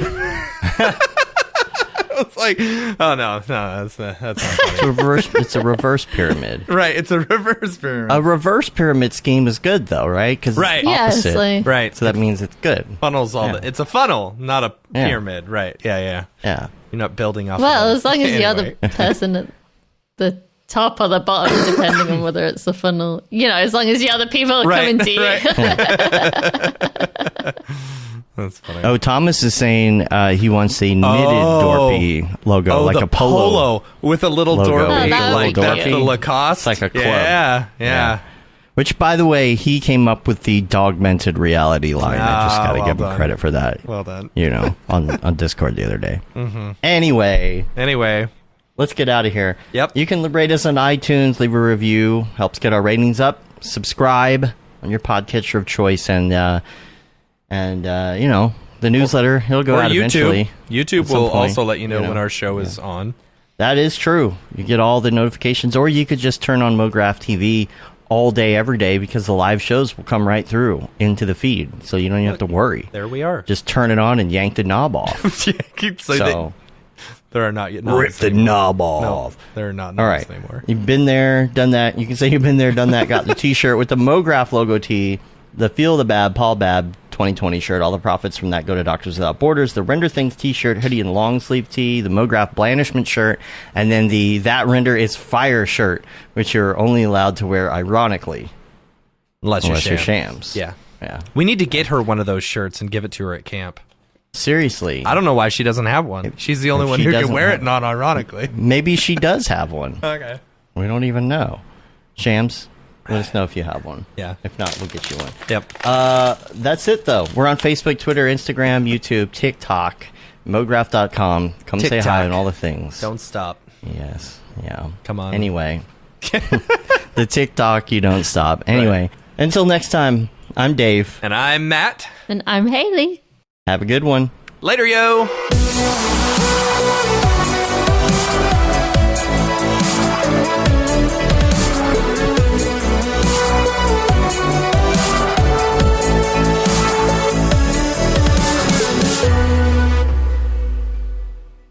It's pretty good, I guess. Mograph.com, an online resource for motion graphic artists. Start your week with the Mograph Podcast. Industry news, interviews with your favorite artists, and terrible humor. Watch live shows and interviews from Mograph events like NAB, SIGGRAPH, Half-Res, and local meetups. Our Mograph Talks feature live demos and motivation from artists all around the world. Sometimes you gotta make stuff that you're not gonna put on your reel, and I'm not here to judge. What if Rick and Morty show up for the countdown at midnight? That's where I peaked in life, in my career. We gotta stop this thing, Rick! It's gonna kill us all! Hear from the people that create your software, design your render engines, and artists that are changing the face of modern motion graphics. You get that render done. Yeah, you better frame what? Mograph tutorials and online classes will teach you about Cinema 4D, After Effects, as well as other popular software and render engines. Throw in the HDR Studio, take the render settings, pick the HDR, put in a reflection, and gorgeous. Branch into new software. Learn time-saving tips, techniques, workflows, and lessons that'll keep you up to date in the world of motion design. Oh, brother, those are some of my favorite elves. I love projects that scare me. When our art director comes to us and asks for something that I had never done before, man, it gets me pumped. Join the conversation in our live sessions. Check out our plugins or join the hundreds of daily active users in our Slack channel for technical help, advice, contests, or just to joke around. Real nice banana. Yeah, that's so funny. All right. I'm going to live forever. Subscribe today and get the latest updates on our YouTube and other social media channels. Take all your dreams and just do it! We don't care how you get here, folks. Just get here. Subscribe to Mograph.com.